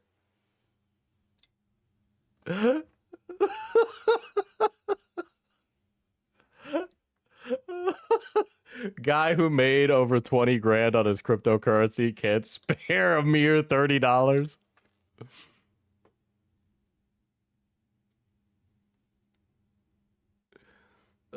Zach has since paid multiple other artists $30 instead of the original artist. I did send him my PayPal. He's just low-key throwing shit at the wall hoping it sticks. I would love to see the message of you handing him the PayPal though, because I haven't seen that. Which in Zach's defense, it would be nice to see that because it looks like you didn't based off of everything I've seen. And I do have to go off of the information provided. He did agree to do it though. He agreed to do it. It would be much easier. Like there's no reason. Like he is airing out beef with a 17-year-old. The guy's like mid to late 30s. Okay? This guy's mid to late 30s and he's airing out beef with a 17-year-old. Bro. Just wash your hands of it. Like literally wash your hands of it. Like an actual glup shitto bullshit. Either ignore it completely or wash your hands of it.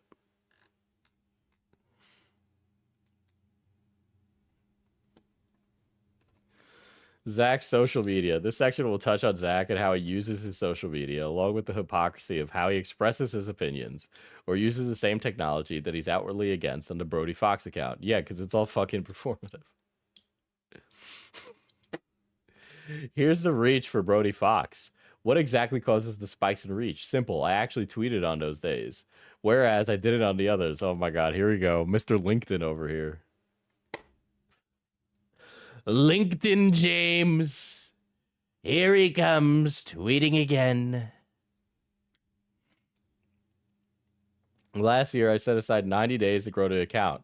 The followers grew from 71K to 150K. Viral tweets range from Skibbity Ohio memes to internet beef, with the latter only being done in rare circumstances. The only time I see the Brody Fox account is when you're beefing with somebody. The likes often range from 10K to 40K. One tweet reached 100K, just to change Brody's PFP into a chicken nugget. Both humorous and serious tone messages have reached this threshold. Bro, we got the LeBron James of LinkedIn. Brody's voice went from haha funny yo mama guy to something more genuine, heartfelt, and yet still dish out a good insult joke. There's a word for people like you. But it wouldn't be very woke of me to say. It's funny to better connect with the fans, especially those that grew up watching him.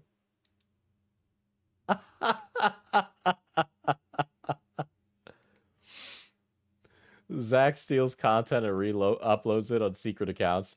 This is something not many have discussed. Zach uses other people's content to make money off of, which is ironic considering Zach is in the Jax Films Discord server. I've included those posts here. It's true. I have a lot of YouTube channels, TikTok accounts, and Facebook pages. Why don't I disclose all of them? Because I don't need to. It doesn't serve me to promote my new projects every 3 to 4 months. If anything, I make more money keeping that to myself, since I'm often hired for consulting work and to give insights on what I know about algorithms.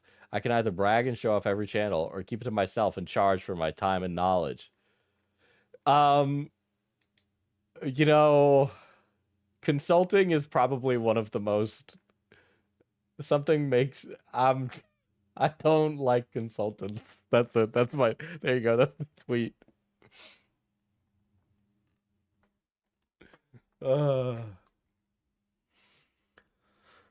God.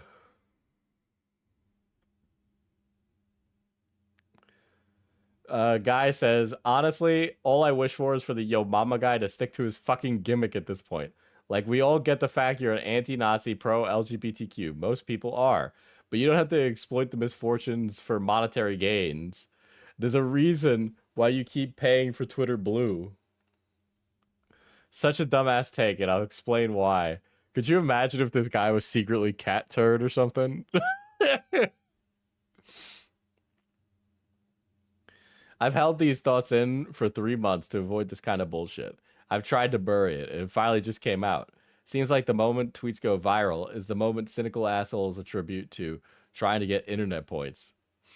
Talking about this openly has allowed others to share their own thoughts and feelings, especially those who are thinking about her today. Okay. These are tweets. These are tweets. The value of Twitter is not, okay? You don't do the Lord's work by tweeting, okay? You're not. You tweet. All right? To put so much power into tweeting is fucking insane. This post has already done more good than any self-righteous, self-proclaimed harm. People are opening up and sharing their honest struggles. We're uplifting one another, providing support.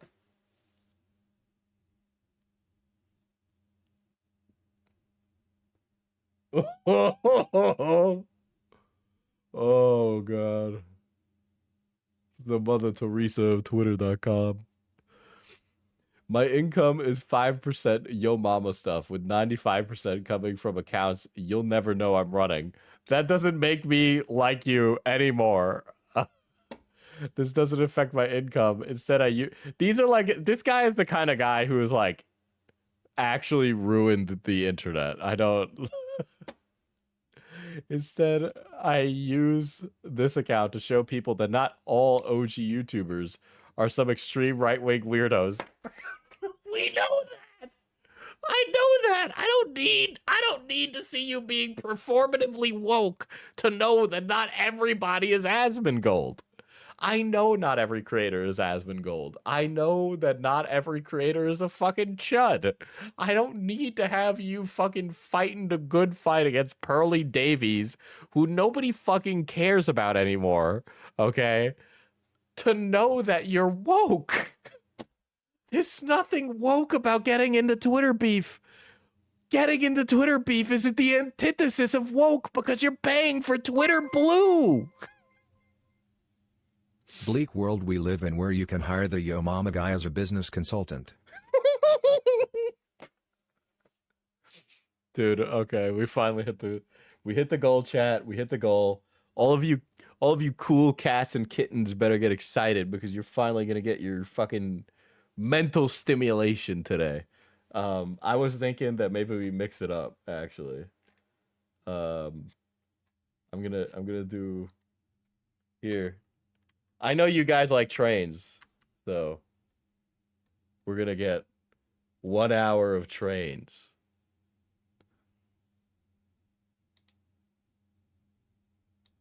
There we go. You guys love this shit.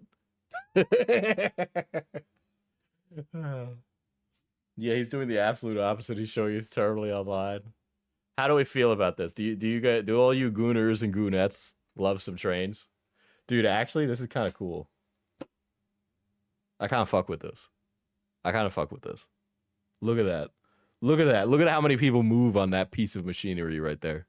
I bet you some of you can even spot what kind of train that is.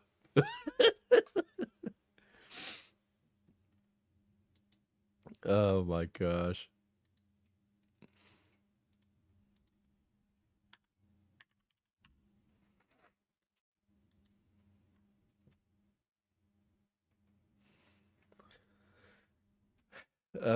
Let's see. I'm so curious about the other accounts you own. I build and run a network of YouTube, TikTok, and Facebook accounts that hyper-focus on different niches. YouTube, I can reach 1 million subscribers within 4 months on a new channel. TikTok, I can hit 500k followers within a month.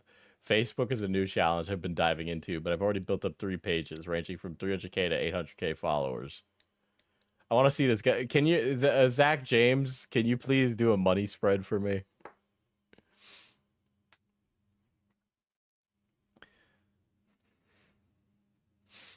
How many people with the hyperfixation on trains go on to get a career working with trains? A lot.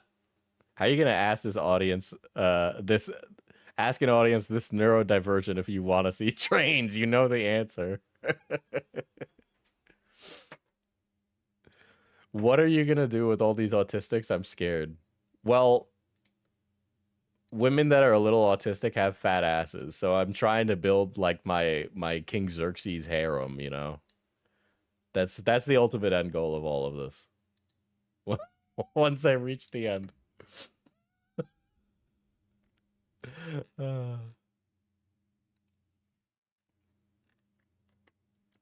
Spent 15 years creating and growing social media profiles, but never built one dedicated only to YouTube Shorts. Rocking back and forth in my enclosure. Great choice, Diesel. God.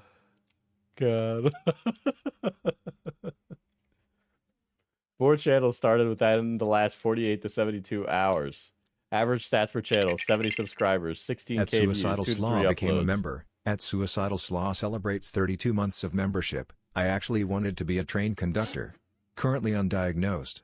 Am I cooked? Well, like, I'm sure that you would be an amazing train conductor. You are so train conductor coded. Oh my God. Day 48 on new YouTube channels. Everybody who posts stuff like this makes the like worst slop possible, by the way. One answer, YouTube. I flipped 5K into a few mil within 1 month with one channel. I feel like if you're making this much money from YouTube channels that you're not doing crypto, right? Unless like your hubris knows no bounds and you're like, I want to do crypto.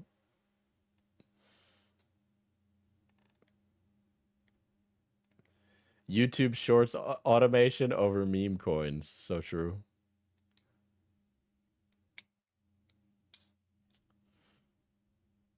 Zach and his political discourse. Zach uses leftism to farm engagement. I think if Zach could use like right-wing stuff or he could stomach it, he definitely would have. He claims get distracted when discussing actively going out to combat real issues, when that can be further from the truth. So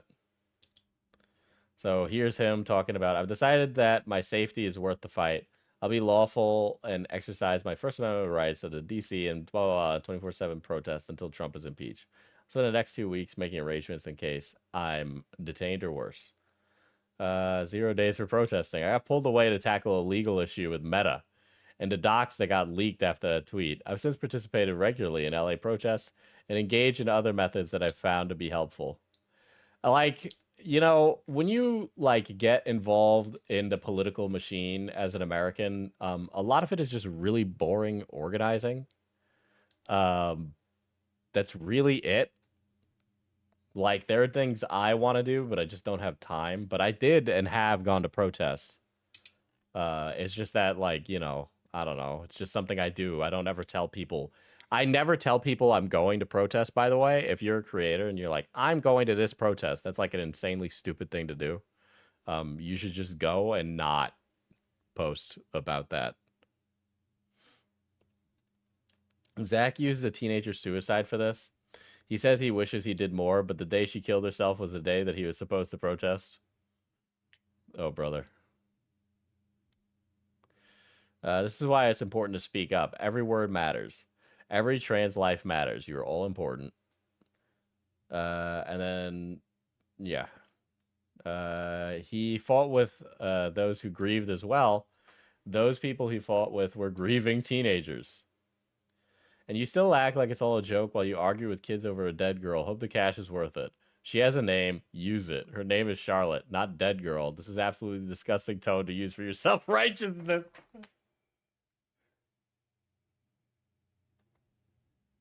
Dude, this guy is the ghost of woke's past.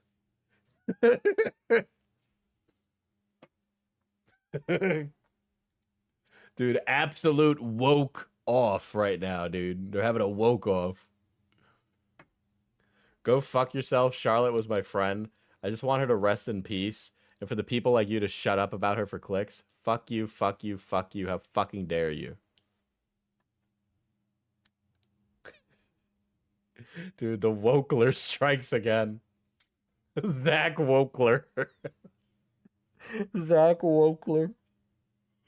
This is a pretty strong post that person's saying. You can't fool a social media guy. My results show she never followed you nor interacted with you. This includes your previous social media handles. Whatever the fuck this is, it won't work. This guy, he's like, I've checked all the social media profiles and it appears that you don't actually follow this person. So it must mean that you guys aren't friends.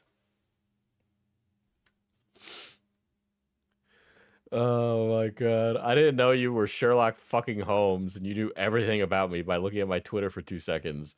Because there's no other sites, and you somehow know all of my old ads. Shut the fuck up and delete the post. You've heard enough people already. I'm sure I'm Sherlocktism. You can't escape my spectrum.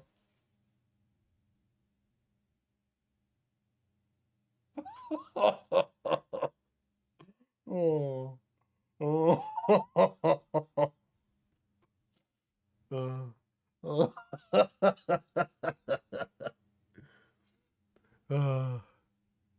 Sherlock Holmes. The woke Riddler. Riddle me this, teenager. Who's better at defending the teenager who jumped off the bridge, me or you? Diesel, how was your snow day? Pretty mid.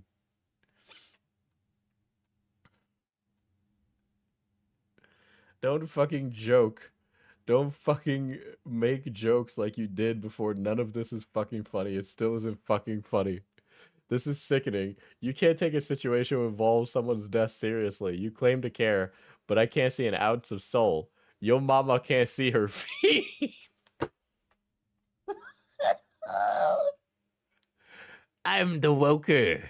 Why so curious, Batman? He is literally like interesting right away from saying why so curious. Is it just me or does anyone else think this is sick? Let the girl rest in peace. Have some passion, dude. I gave your mama some passion.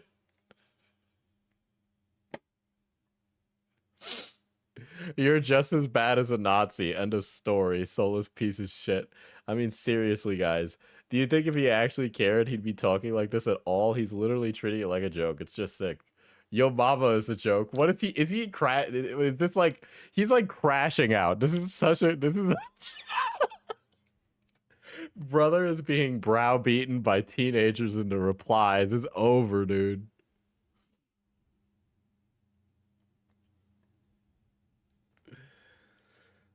What makes you think this is appropriate? You want to act like some saint over a girl's death, and then when people call you out for grifting on her death, all you do is say, yo mama. Do you even see life the way anyone normal does? Take it seriously and stay true to your morals. Yo mama wasn't a saint last night. I don't know what destroyed this man's brain. Was it the success, the money? I mean, it wasn't the fame because he wasn't famous, but maybe he thought he was. You know? But this is the type of guy that if FPS Diesel, got into a fight with him, he would be like, well, I've looked at your statistics and you're washed. He would do that. He would do exactly what Lilu Dallas Multipass did. Because they get, like, clinically stuck in 12-year-old brain.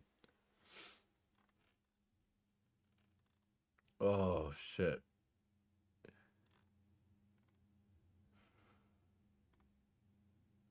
First real vacation in years. Nice, man. Where is it? Because that place looks really nice. Mexico. Update. Brody Fox also nowhere to be found. Last seen in Mexico. He did, however, chicken out of that 24/7 protest until Trump is removed from office idea and blocked people from bringing it up. How dare you impugn this niche micro-celebrity? Grok, generate a yo mama retort to this teenager on Twitter. Zach would rather dunk on things on social media, even if it leads to severe harassment for the party that can't defend itself. You know, identity politics is a problem when people would rather fight with me than actually protect their free speech. Ever wonder why nobody cares about your crappy yo mama videos anymore? Ever cared about free speech? Contact your reps. Do you really think this will make you popular again? Oh my god. Breaking character, politics. You're never in character. This is like when we're talking about the gimmick account, breaking character. God damn. On a serious note, if you're a fan who voted for Trump, I don't hate you. Now, I don't agree with you either, and will continue to speak up for others. All right, Brody Fox, aka Zach James, aka the Wokler. This is actually the Wokler. I'm actually surprised. We've met the real Wokler. After all, I'm woke and still make yo mama jokes. Seems weird, right? Yeah, it even works. Even though Elon said comedy was dead. Some of his statements feel wrong after comparing how he actually does treat others. Yeah, politics is your entire personality. Yeah, God's strongest liberal.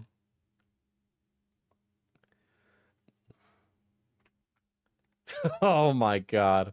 Dude, making it so that way you could make money from tweeting was one of the most evil things that Elon Musk did. It should be considered a form of psychological warfare that we turn Twitter into a for-profit mercenary website where you could spread false propaganda and reap the rewards of generational payouts. Okay? It is disgusting, and somebody should cut Elon Musk's hands off like the Hammurabi Code, brother. If you're a fan and voted for Trump, I don't hate you. Translating. Glory to Benjamin Netanyahu and the wonderful state of Israel.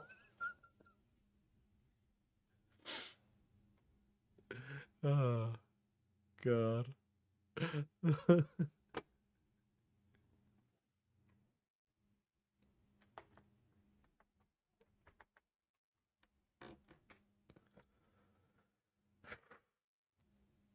Okay, I skimmed over some of the stuff, but I think we got the broad strokes on Zach. Wow. Wow. An astounding display. You guys ready for stale? Yeah, these Yo Mama things are really fucking phenomenal, Kim. Like, you did a really good job. Unironically, like, this is a really, really good job. I think this is a really good doc. It really is phenomenal. Which is to say a lot, because I see a lot of Google Docs, and a lot of the Google Docs I read are fucking horrendous. You cite sources, which is good, and you do so much. I can't praise that enough. Obviously, it's not all perfect. I've definitely given my criticisms over the course of this. But yeah. Last person who made a doc for Diesel made a YouTube channel. Just saying. We're not doing that one again.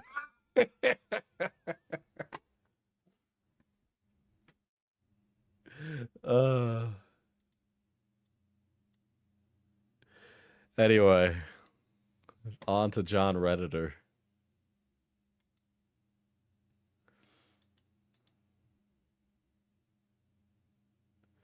So we're going from a guy who takes his YouTube popularity too seriously to a guy who takes being a Reddit mod too seriously? Yes. So for those of you that don't know, in the Nicholas Diorio x Chud saga, and this is important context, Chud got a community guideline strike.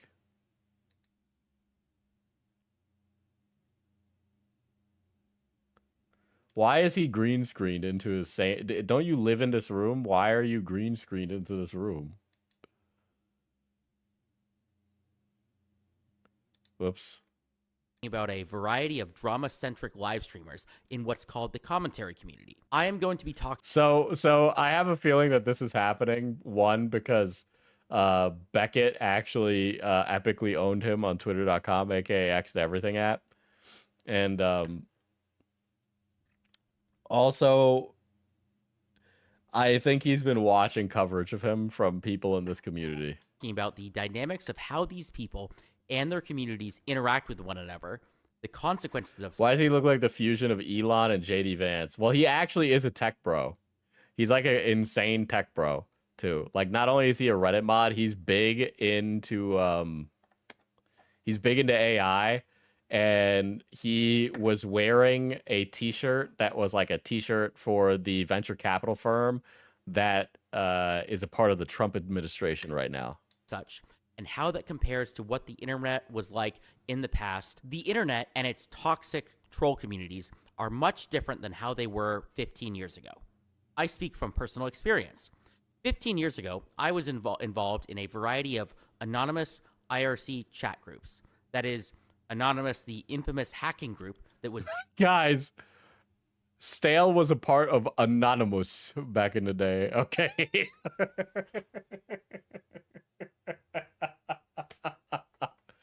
You got to understand, me, Reddit mod, used to be a hacker that was known by the US government.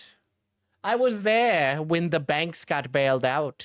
DDoSing the Church of Scientology websites, taking down websites that deplatform WikiLeaks, and even participating in the Arab Spring revolutions by electronically targeting various authoritarian government websites. It's hard to explain how viral... Damn, what the fuck happened? In between this video and the last video, he, like, what happened? Did he, like... This vampire's ghoul has not had any blood in a long time. He is starting to die, sir. Anonymous and its related subgroups like LulzSec were. Internet communities back then were still mostly just full of nerds. The only thing regular people were on was Facebook. Even that... I bet you he bought that pinball machine after watching Nicholas Diorio make fun of him. was mostly young people. So the advent of a decentralized internet community that was achieving real results, or harm, in the world was unheard of till then. When these online hacking groups... His exposed nerve endings are swept to the side. Mattered. It was not jokes. It was not fake. It was not saying mean words. It was targeting your enemies. And yeah, but you assuming... Okay, let's take you at your face value right here. Assuming you did participate in this, you weren't engaging in internet beef and bullshit. You were engaging in an act of protest, political action, and or, according to these governments, possible terror. causing real material harm. I was in some of these groups as a stupid 21-year-old, and although I never got caught doing anything that got me in serious trouble, I was talking to people who did. I remember interacting with, ended up in prison for digital crimes. The funniest thing that I personally did... There's no way this fucking guy was... Yeah, I don't believe that this guy was on fucking 4chan or Anonymous or anything. Is I guess I created a fake political party called the Anon Party once, and I tricked a couple media groups into writing an article about it. There might be some archives of the... Yeah, it reminds me of the guy who Fauci just covered, who's like, hey, I'll never go to jail. I work for the infamous Gabagool Mafia family, you idiot. And they'll be after you too. I'd be very scared. The Guardian article that was about this from 10, 15 years ago, but I don't know. I say this not to brag, but instead to say that I can give a real perspective into these communities and how internet... This is his version of working at Blizzard. You're so correct. Advocacy groups used to work and how they're different from kind of modern day internet communities. Us internet trolls understood that the stuff that we did mattered. It had real world consequences. We understood that we were in danger. Nay, we were the danger. Websites getting hacked was real damage. Bro, Stale 2000 was the danger. Friends and family and workplace being called or harassed was real harm. Somebody putting in fake pizza orders to your address was real damaging harm. This is why everyone back then was so... That was incredible voice acting. The inflection's perfect. No notes. Thank you. I've been practicing. I've been practicing being the incel nerd Chud. Terrified about being doxxed or having the real world... His camera is inconsistent. It keeps changing. No, he has an instant 360 camera. So it like follows him around a room. So it's actually like tracking him. Information out there. Both us trolls knew, as did regular people, that you didn't want people on the internet to know who you were. Even the name of this hacking group itself, Anonymous, demonstrates this ethos. Definitionally, you're the same as everyone else. It's not about you. There are no leaders, and if you get doxxed, well, you log off. This guy'd be like, I'm an amazing hacker, and I bet you his password is like 1234. Retire that entire identity, and maybe join again under a new anonymous identity. This led to an interesting dynamic, and that is, even though these hacking groups and IRC channels were full of dangerous people who really were out to get you, it produced a kind of politeness or cordialness among the people in these groups that were smart. If you were smart, you didn't pick fights with other people, because that other person could be anybody. They could come after you. They could be a master hacker for real. They could harm you, dox you, send harassment towards your family, DDoS you, the works. Now, Well, he's like conflate, like this entire, again, assuming this is like an accurate depiction of this environment, it would make complete sense why somebody in that space wouldn't go around picking fights. Okay? Like, if I was hanging out with guys who kill people for a living, I'm not going to be like, look, I got a gun, I'm pointing a gun at you. Like, that would be insane. I'd die. People did still pick fights. These were anonymous hacking IRC channels after all. But the people who picked fights didn't tend to last very long. Someone would put their hand on the stove, get burnt, because they unnecessarily pissed off the wrong person, and then they would disappear from the community forever. There was a feedback loop, and The hackers killed them. They pressed the kill code, and they exploded in real life. stopped the most toxic of the most toxic from infinitely attacking everyone in the community forever. So when the rest of the community observed some toxic idiot pissing off the wrong person and then getting completely pwned in return, what we did is we laughed at them. We called them the R slur. We called them stupid, because they were. What are you doing? Joining a hacking IRC channel, pissing off a bunch of people, especially when you don't even know how to use a VPN or protect your personal information otherwise. In other words, It'd be really funny if he like went into a NordVPN sponsor right there. we live by the ethos of talk shit, get hit. F around and find out. If you spam slurs against people for weeks on end, well, you better watch your back, because we're going to come after you, and it won't be merely by calling you a slur back in return. This They're dynamic gonna come after you for a slur. For a slur. is very different than modern, safe online communities, which we'll get to. Additionally, there weren't many true leaders. If you wanted to start some hacking operation or internet advocacy campaign against a target, legit or otherwise, you either had to do it yourself or convince other people. There weren't many cult leaders, or as we call them, influencers these days, who could... There weren't many cult leaders. And a cult leader's a lot like an influencer. There are definitely some influencers who I would call a cult leader, but not all cult leaders are influencers, but not all influencers are cult leaders. Comprende? instantly mobilize people to do exactly what they wanted, no matter who they targeted or what the campaign is. And for the few leaders that did exist, they had the chops to back it up. Why is his mic a spinning rainbow? He is gay. Master hackers from LowSec or similar. They weren't influencers. Modern safe online communities. Tell this man about the ACC. Don't fuck the ACC. What about something like Sector or something? Who were just entertaining. They actually did walk the walk. They didn't have the true unaccountable power that comes from having an army of loyal followers, but they were able to mobilize people. Is he actually? I don't know. Maybe. A bit better than others. He suffered twink death, and he actually had a lich suck away his twink. That was the old internet. Let's talk about the new internet and its troll communities now. Large-scale, powerful, decentralized, and anonymous internet groups basically don't exist anymore. The only ones that come close are 4chan and maybe Kiwi Farms, and 4chan is frankly a shell of its former self. But even these communities these days feel much more nihilistic and uncaring than previous internet groups. The modern-day internet... He looks like a bootleg Tony Soprano. He looks older than Tony Soprano looked in The Sopranos. Internet troll or snark or advocacy groups are dominated by one thing, and that is influencers these days. Influencers just didn't exist 15 years ago. Yeah, there were celebrities, but celebrities were distant from their fans. They weren't interacting with them every day or directing their communities in discords like the micro celebs of today do. What is called the commentary community, as well as... Here we go, guys. Here we go, guys. Another commentary community video. Another commentary community video has hit the towers. A new guy has taken... A new hand touches the beacon. If Chud and Diorio weren't so busy fighting right now, you know, there could be a massive cabal push, you know?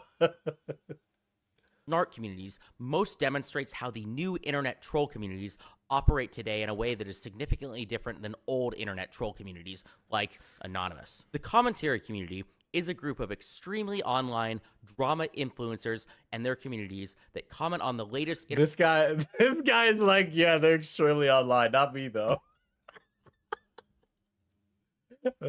Listen, Stale 2000, those are glass houses, shall not throw stones.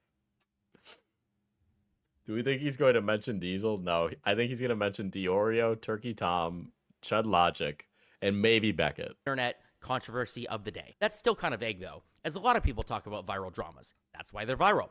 But imagine people who don't just give a 10-minute summary, but instead spend hours and hours going over leaked logs of random internet beefs, as well as doing responses to a response of a video, along with getting into Twitter fights every day and just incestually talking to each other about each other in the most terminally online way possible. The people that I'm thinking of are influencers It's honestly pretty rare. Honestly, this last like year and a half has been a lot of like guys in the community going at each other, but that was really not the norm. Really, I don't know. And also the guys who get in Twitter beef are like the ones who get content made out of them, not the ones that are at the table. Like the guys who get to sit down at the table are not constantly getting into fucking fights all the time. Like there's a like obvious so insider baseball. Chud Logic, like, I guess leaked some of the Tea Party group chat. Again, I'm not following this fucking drama, so I don't really care. It's just not something that interests me, really. But I guess he did, and he leaked some of the logs about his argument with Nick in there. And we barely use the group chat anymore. It's basically Keemstar messages us something random that has nothing to do with anything. But apparently that happened. And Chud got kicked out of the group chat. But unironically, there's not really a lot of conversation that goes on. There's really not. But I do think there's going to be a Tea Party group chat mention in this. Nicholas Diorio, Chud Logic, Turkey Tom, Queeman, Augie, JSDLK, those people. These are just the people that I don't know. Maybe it's just me, but I still feel like some of the people that you've just mentioned are still DGGers, but I don't know. I've either personally interacted with or watched, and I do not know the full extended cinematic universe of every single commentary creator, though. Yeah, Beckett Snub. I'm still going to talk about these people as an examples because I, know about them. These groups and their communities stand in stark contrast to how past internet troll groups work. This is for multiple reasons. Number one, of course, these communities are led by an influencer whose job it is to do this. These people are usually not anonymous. There's like the guys who have an audience. Is DGG technically commentary? I think DGG wants to move into commentary, but they don't act like commentary acts. And so they often end up being antagonistic to the way that commentary is. I know that I do not particularly get along with many of those folks. And I wouldn't want to. It's just like I'm not somebody who's interested in like debate stuff. It's like really non-helpful and just yelling at each other and getting epic owns for the sake of it, so that way you could look like a smug smart guy. But like if I saw you in person, we'd hit each other with our hands, and we all know who's gonna walk away the winner on that one. Gain or lose followers, but this is not a decentralized, amorphous group dependent on a common goal. The communities exist around a single person or live stream or in their kind of Discord, and the leader can kick people out. This leads to a large amount of influence that the influencer has over these people who will do like if you have an audience that's like deliberately going to other creators to try and start shit, and it's like clocked that we can figure out what audience you're from, you're just not going to be like allowed there. Like you're not going to be in the Discord server. You're going to be blocked on Twitter. You're not going to be mentioned. It's going to go completely radio silent, Like that happens with some of the guys, and they get like ousted, and all they do is sit around with a bunch of internet shitter trolls on the outskirts because they're not allowed to sit at the fucking cool kids table, which is, that is what it is. That's a lot of what any community is, even outside of commentary. It happens in every other community on YouTube, and I've interacted with plenty of them to know that those kind of tables exist in every single niche on the internet. They ask, say the arguments that they make, and if they step out of line, they'll just get kicked out. This relationship is mostly one way. Which is also not what happens at all, and not what happened between Diorio and Chud in the slightest at this point. Real significant consequences or feedback comes less from the fans and more from other creators. And two, That's true. It's content, not reality. People join these communities because it's entertaining. They saw a YouTube video, a clip, a tweet, a live stream, and they joined not for a common cause or goal, but just because it's fun. And although somebody may be a fan of certain creators, the people on screen are barely real to the viewers. And this is regardless of the— I am barely real. I am just an illusion, chat. Do you think any % of this Latin stallion's real? No. I'm actually a small Asian guy who lives in Indonesia. You're real to me. seriousness of the content. Whoever you... James, you're watching this right now, James. Wake up, James. You've been in a coma for 30 years. Or drama that the creators are involved in. Sure, sometimes the content or drama is simply two influencers talking shit about one another on Twitter. Which is cringe. Other dramas or content will be about if a content creator sexually assaulted somebody or not. And even the rape review mentioned. For a serious topic like that, this really is just entertainment for most people. It rarely occurs to viewers that these are real people taking real action and levying serious allegations against others that have material consequences. I'll go over a terminally online example that recently just happened to prove this. Recently, there was a scandal where Turkey Tom got accused of sexual assault by multiple women. A bunch of people jumped onto this controversy and had videos out within days, if not hours. And later on, Turkey Tom came out with a response video that was well received by the public. And now people are saying that the assault allegations were false and then people jumped the gun on concluding things. I haven't spent the hours reading the details of this situation, so I have no idea if the accusations were true or if he was redeemed. But what I can say is that the situation is serious. It is a big deal. It is serious. It is. That's why many people waited for Tom to give his response so we could have the full picture. That's why. If somebody sexually assaulted multiple people, or if there were multiple false allegations. Why is Dr. Eggman on screen? Why is Dr. Eggman on Don't screen? you disrespect Dr. Eggman like that, okay? Where's the mustache on this guy? Allegations of sexual assault. Thank you, Indonesian short king. And somebody. Both are serious. It's not just content. Either situation could ruin lives, and I think it's important to get that stuff right. But most viewers don't think of it that. Listen, man, look, we can talk seriously about the Turkey Tom allegations and say that it's absolutely hilarious that these women could not stop talking about his big white cock. That way. It's just entertainment for people. Another... Bro chose a one essay allegation where commentary people appropriately weighted. Well, everybody except Chud Logic, but you know... I think we're past that now. Interesting dynamic about these influencer and snark communities is toxicity on levels that surpass even the most obviously toxic ones like 4chan. Sure, these communities are too woke to call you the F-slur. There are definitely commentary communities. When I say like there are creator communities that are definitely abysmal, and I 100% think that that is the case. I will also say, at least for myself, for the most part, like my community quite a bit. I think that they're not overly offensive or like overly fucking rude. Granted, sometimes some of you are fucking stupid and I will call you stupid, but everybody is at least respectful against people, like people's immutable characteristics, which I think is an important thing for me. If you interact with them, there's about a 50-50 chance that they will immediately call you a pedophile. What's the next tip goal? You know, I don't know. I said fruits, but I kind of want it to be like something else. Here is a tweet from Chud Logic that demonstrates this. I disagreed with him on a recent TOS strike that happened to him on his channel, where I said that if he didn't want to get a strike, maybe he shouldn't be so aggressive with either his content or his stream title. And he immediately ignored the substance of the point and just called me a pedophile.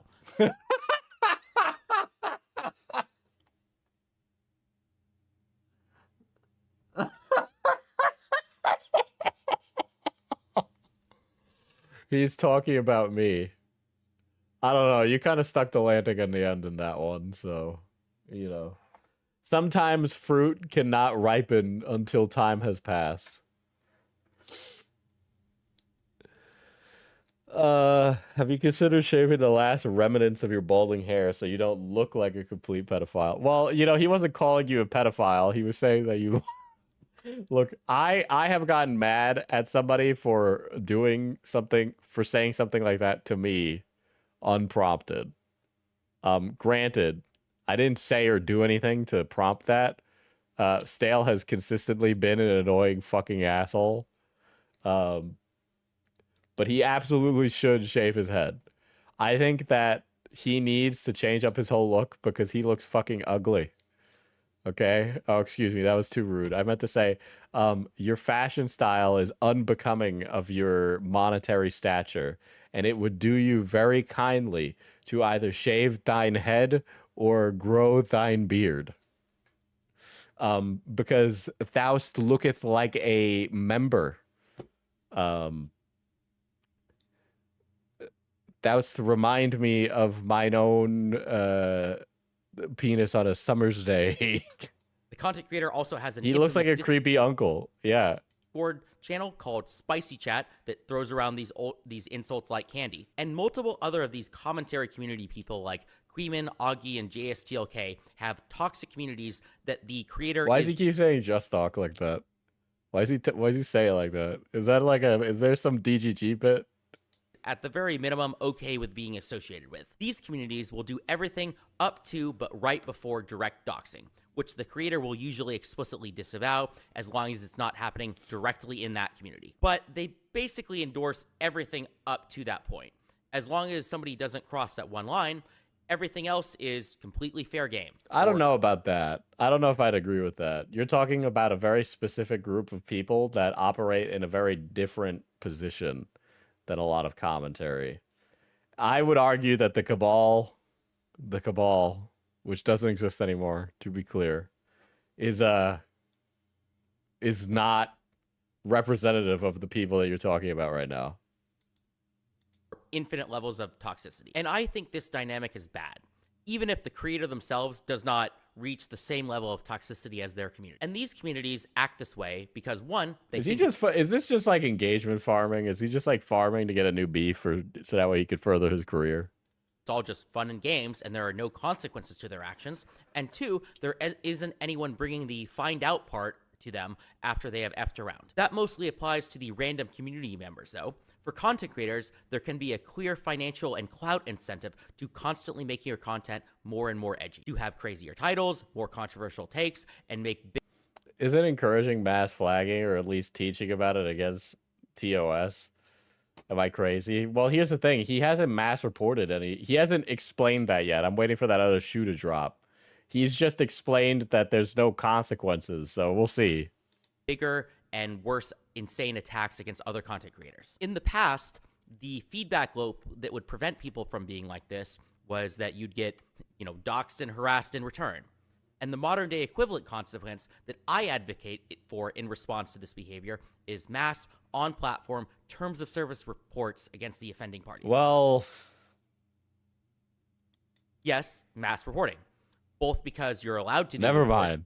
There we go. It's obviously not illegal to go through proper recommended TOS channels to report somebody. Yeah, but it's another thing if you gather an audience together and then say, audience, here's the guy we're fucking over. Also because somebody getting their account banned can be a serious consequence that causes a person real harm. And you are intentionally causing this real harm to the intent behind all of that was to not let it bleed into daily life. That's why you don't dox people, or why you don't call their place of work, or why you don't do a number of other things. Target for the same reason that people were getting doxed back in the old school, internet hacking forums.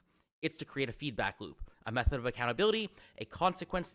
I'm sorry, but why do we need mob justice? Why do we need mob justice? What this guy is arguing for is actually mob justice, right? Yeah, okay. So if there is something problematic that's happening on a live stream, of course the person that does something problematic should be reprimanded for that. I'm not saying that otherwise. I don't know whether or not you would say a offensive title is where you draw that line. Where that line is drawn is up to YouTube, not me. But the alternative is random strangers dictate what is and isn't okay. Like this just sounds like canceling with extra steps. I think that's really the gist of it. That's really the gist of it. Stops the worst of the worst actors from destroying a community, except reports are legal and allowed, unlike the stuff that happened. Like he treats the internet like it's like he kind of talks about the internet like it's like they're laws. Like these are laws or something. In hacking communities 15 years ago. Which gets to my next topic, which like, is... it's like the way he talks about Reddit is that like he talks about Reddit in the same way that people talk about their congressperson, you know what I mean?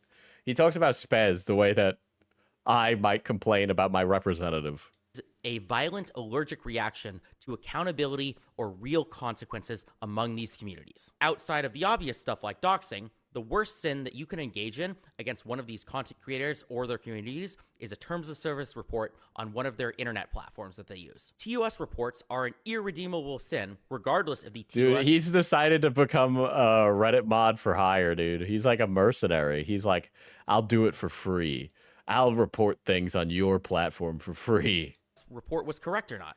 If you report somebody for breaking the rules and they are correctly punished for... Like, I don't have any problem with the terms of service or any of that stuff on any platform, really. But my own issue specifically with these things is the lack of no humans in the chain, right? Like, I don't necessarily disagree that the existence of these tools is wrong and they should be used if appropriate. But then, in the same respect, one of the main issues I have with it as somebody who's been making content for a very long time is that it's very difficult to deal with these things now that there's no human in the chain, right? Because like, let's say I get a copyright strike. You can automate a copyright strike with AI. Okay, absolutely, right? That's been the case for a while, by the way. You can actually get a copyright strike via somebody having it automated. So I'll go and I'll respond to that copyright strike. YouTube gets involved. But nobody at YouTube ever looks at it. The other person doesn't look at it. Maybe the other person has an automated response that sends it back, and then I need to go all the way up into the point where I'm like, I'll go to court, to which then it's relinquished, right? Same for terms of service, community guideline strike stuff, where it's not an issue, and I'm okay either refuting and fighting it or accepting it. I've gotten community guideline strikes before that, like, I got them, and I went, okay, you know what? I had that coming, right? I've had that happen. And I've also had it happen where it was wrong and I needed to go fight it. And then I had to talk to a rep at YouTube. But in that case, I talked to a person. But if that happened today, and I've had things like that happen recently, I don't talk about every single behind the scenes little bullshit, dumbass garbage that happens on YouTube. I don't talk to a person anymore. It's a bot. And so it's completely non-helpful. So it's like this has become, honestly, it was like not an issue for a few years and then it became an issue again. Definitely breaking the rules. That's still a very bad thing to do to content creators. To steelman why a content creator would get so mad about a TOS report, I'd say it's because you're coming after their career. A platform ban does serious monetary harm to somebody. Maybe the first ban doesn't technically ruin somebody's career, but it makes them more vulnerable to other careers. And if you get enough bans, you can literally have your account permabanned. And if that happens, it's basically over for the content creator in a lot of situations. Deplatforming is a big deal. To give another example, yeah, I mean, that's really the issue, is that it's like so no holds bar and then takes away an entire livelihood. That's the thing, though. I think YouTube is a precarious job that can fall out from with under a person very quickly and very easily. DMCA is also a mortal sin and taboo among content creators. And that's because everybody is breaking copyright law all the time. And anyone could ruin anybody else's career instantaneously by simply sending 3 DMCAs. Not a lawyer. Not a lawyer, by the way. Which would get them permabanned with almost zero recourse on that platform because they are legitimately breaking copyright law. So I understand why people would dislike the very large negative consequences that comes from either TOS reports or DMCA strikes. But my response to that, and the thesis of this video, is that beyond creating some social stigma against reports, there's another way to make yourself completely immune to the consequences of being reported. And that is to simply stop breaking the platform rules all the time, or stop getting so close to the line that you're in a gray area where a pseudo bad faith report might potentially get you banned anyway. Just stop living in this toxic, dangerous gray area where If you're a YouTuber and this is your job, you need to have a plan B, and you should have a plan B for any job you have, but especially for this one. Well, there's a lot of downsides to being a YouTuber that I think, like, if you're wildly if you're a high-end creator, you make so much money that it's not a problem. But a majority of the creators are like middle size creators, right? And you don't have any workplace benefits. You have to pay taxes in full unless you set up quarterly taxes. You're basically a small restaurant where if you don't show up, everything falls apart. Okay, so you need to work crazy hours all the time, and it's fucking detrimental for your mental health. Insanely detrimental. Yeah, crazy this guy's talking about copyright when LSF is just that. Your mom's so young, she fits Onision's dating range. Right? But it's like all of those things are like... all of those things are issues and downsides. There's so many downsides of being a YouTuber. There's so many downsides with being a commentary YouTuber too. Like there's a lot of downsides to pretty much every niche, but there's a lot of downsides. And you know, you have to be willing to take those risks, but you probably shouldn't put all your eggs in a YouTube basket unless you're making 6 figures a month. One wrong report might get you banned. Be smart. Move it back 10, 20%. Hesitate. You need to stop doing one of the two following things. Either stop being so toxic and associating with yourself with this toxicity and these communities so much, or two, stop being stupid about it. You can be toxic or you can be stupid. You can't be both stupid and toxic at the same time. You should think about it. You should put in the work to defend your claims so that you can stand by them. More specifically, this entails a few things. First, you need to stop playing these games where you pretend like you aren't associated with toxic crazies that make you vulnerable and easy targets for reports. To call out some people, you know, Chud Logic has... To be representative of your audience. I don't know. I can't speak for another creator's audience, but I can speak for myself and say that I've weeded out everybody that is an insane freak. I think by now I've done it. I think I've won. Spicy chat. He has an ultra toxic editor named DK or something, and he is very hyperbolic and apparently quick to throw around pedo accusations. And then I think he's just mad that Chud hit him where it hurts, right in the bald spot, bro. Even and JSDLK have some pretty toxic fans and communities as well that they're okay with as long as they don't cross some magic line of just this doxing stuff. And even, I guess, JSDLK had another insano editor called Ryle Kittenhouse who was doing some crazy stuff. I forget where the drama is. But I feel like you could have found a different editor. And my point... I feel like some of this is like you're trying to... I feel like this is like some moron's attempt to getting Destiny's good graces. Why do I feel like this is like a idiot's attempt to get in with like fucking Destiny or something?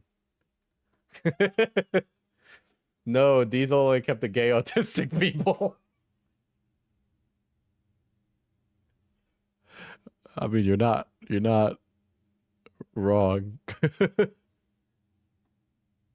Isn't any one of those things. I'm not demanding that you fire one of your editors, but it more demonstrates a pattern of behavior of how you got into this mess. These content creators are always pushing the line.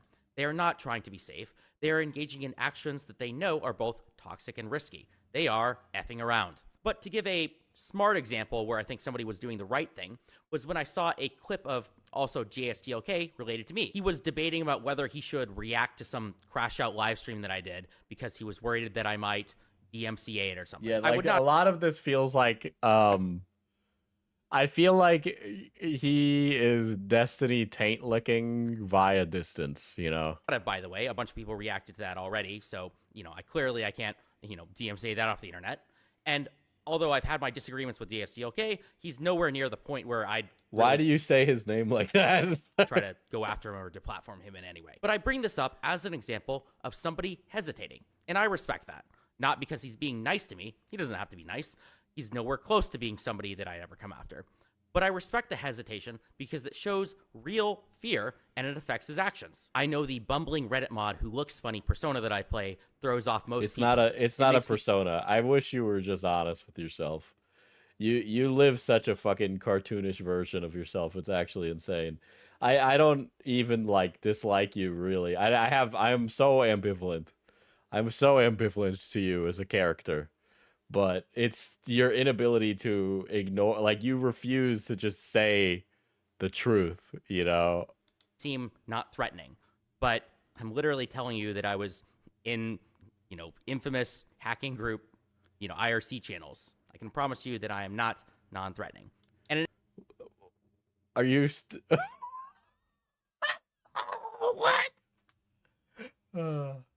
I know that I look like a doofus on the internet, but I'm actually John Wick.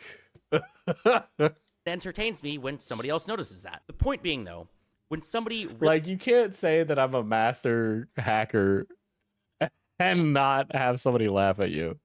really thinks about what they're doing, worries about how other people will respond, and evaluates the consequence of that response, is a smart person, and that's a smart You thing know, if if my audience wanted me to kill stale epic style in the marketplace of ideas, I don't think I would want that. Like, literally the entirety of your takeaway should be like, this is a little funny, it's a little cringe, and that's it. You know, having some amount it's funny for a guy to be like, I'm really dangerous.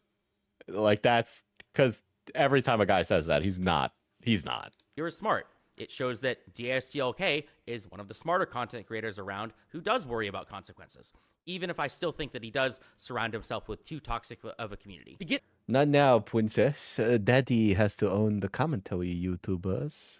back to my argument about TOS reports, though, I think that if you play it safe, if you still do your critical content, but in a way where you know that you're clearly not breaking the rules, where you know you're backing up everything that you're saying and you're kind of doing it in the right way, well, then you don't have to worry about reports or bans. It won't matter if somebody reported you in bad faith if you aren't being completely stupid with your content and who you associate with, and you genuinely try to follow the rules in good faith and don't play in the gray area all the time. And even better, if everybody is actually trying to follow the rules of a platform in good faith, I think that has an overarchingly good, systemically positive effect on those platforms. Dude, he's moderating YouTube for free, dude. Transitions into my next point, which is about inexcusable ways of using this strategy in a way that has negative systemic effect. I think that DMCA is one of those systemically negative tools. Making reports of TOS violations encourages people to be less toxic, whereas DMCA creators, on the other hand, simply discourages people from reacting to other people's content. Because basically nobody in the entire creator space follows copyright law by making transformative content. So this taboo against Not a lawyer.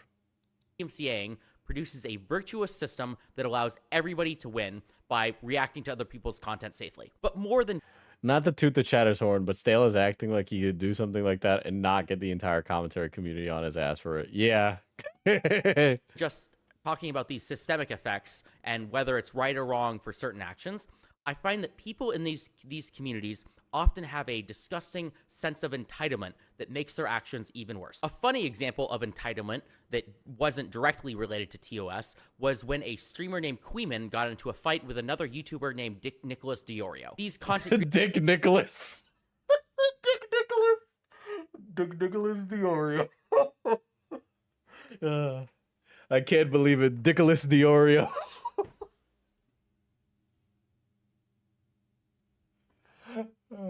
Sir Nicholas Diorio. creators apparently used to be friends-ish until Queeman did some sort of toxic attacks against Diorio. So Diorio decided that he had had enough with this Queeman guy and decided to stop talking with him or interacting with him at all. And so him walking away was apparently some huge drama. It was a major fox po for Diorio to simply not like a person and no longer want to interact with them. This guy Queeman... I don't know if that's how I would describe that, but again, I tend to not pay attention to inter-community fighting. Was so allergic to consequences to and I don't pay attention to any of this, so I can't even comment on it. His actions, so entitled to his constant attacks against everybody else that was the drama. The fact that somebody of their own accord just decided that you are a horrible person and that they don't want to interact with you. It's just in absurd levels of entitlement. Crazy. I can't believe this guy's out here sweeping for Sir Nicholas Diorio. Don't get to attack everybody else infinitely and then expect there's not going to be some sort of response. In conclusion, I think that modern internet communities allow people to infinitely... He writes an essay like a fucking junior in high school. Escalate toxicity. Fox Po, yeah, it's a faux pas.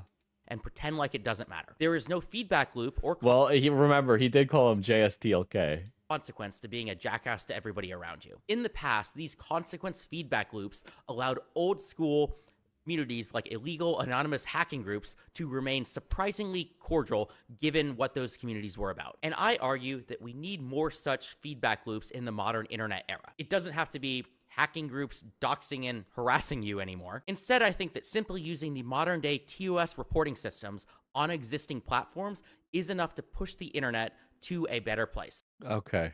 All right. Well, that was bad. Could he give us like some visuals or something? I need like a little bit more stimulation next time you do a video like that still. I think you should have like cutaways, you know, maybe add a little bit, something here, there, everywhere, you know. He sounds like Think Before You Sleep, Nile Reddit, and a Reddit mod stereotype all in one. Aha. It is actually crazy, dude. His deviated septum goes wild for that.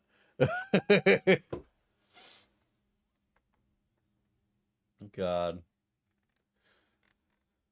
Did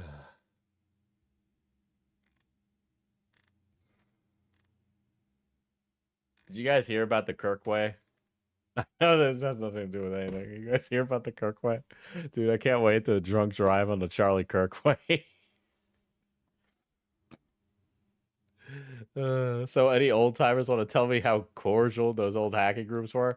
You see, if you were an actually good hacker, you wouldn't be like, I'm a hacker on your fucking YouTube account. The Charlie Kirk way. They're going to change a highway to be named Charlie Kirk way.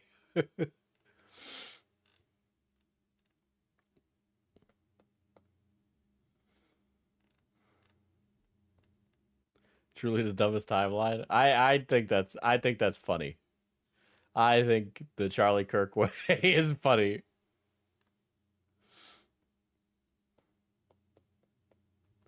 Hope gay bars open there.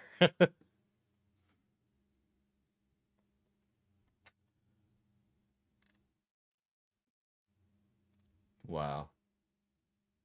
Well, that was a nice stream. I enjoyed that. I am going to bed. I got work tomorrow. So, yeah, I am going to produce a new stream schedule, and we'll see about keeping with it soon. Thank you all for coming out and spending time with me this evening. It was a lot of fun. And I will see you all very soon. Hopefully next time on a new schedule, but we'll find out. All right.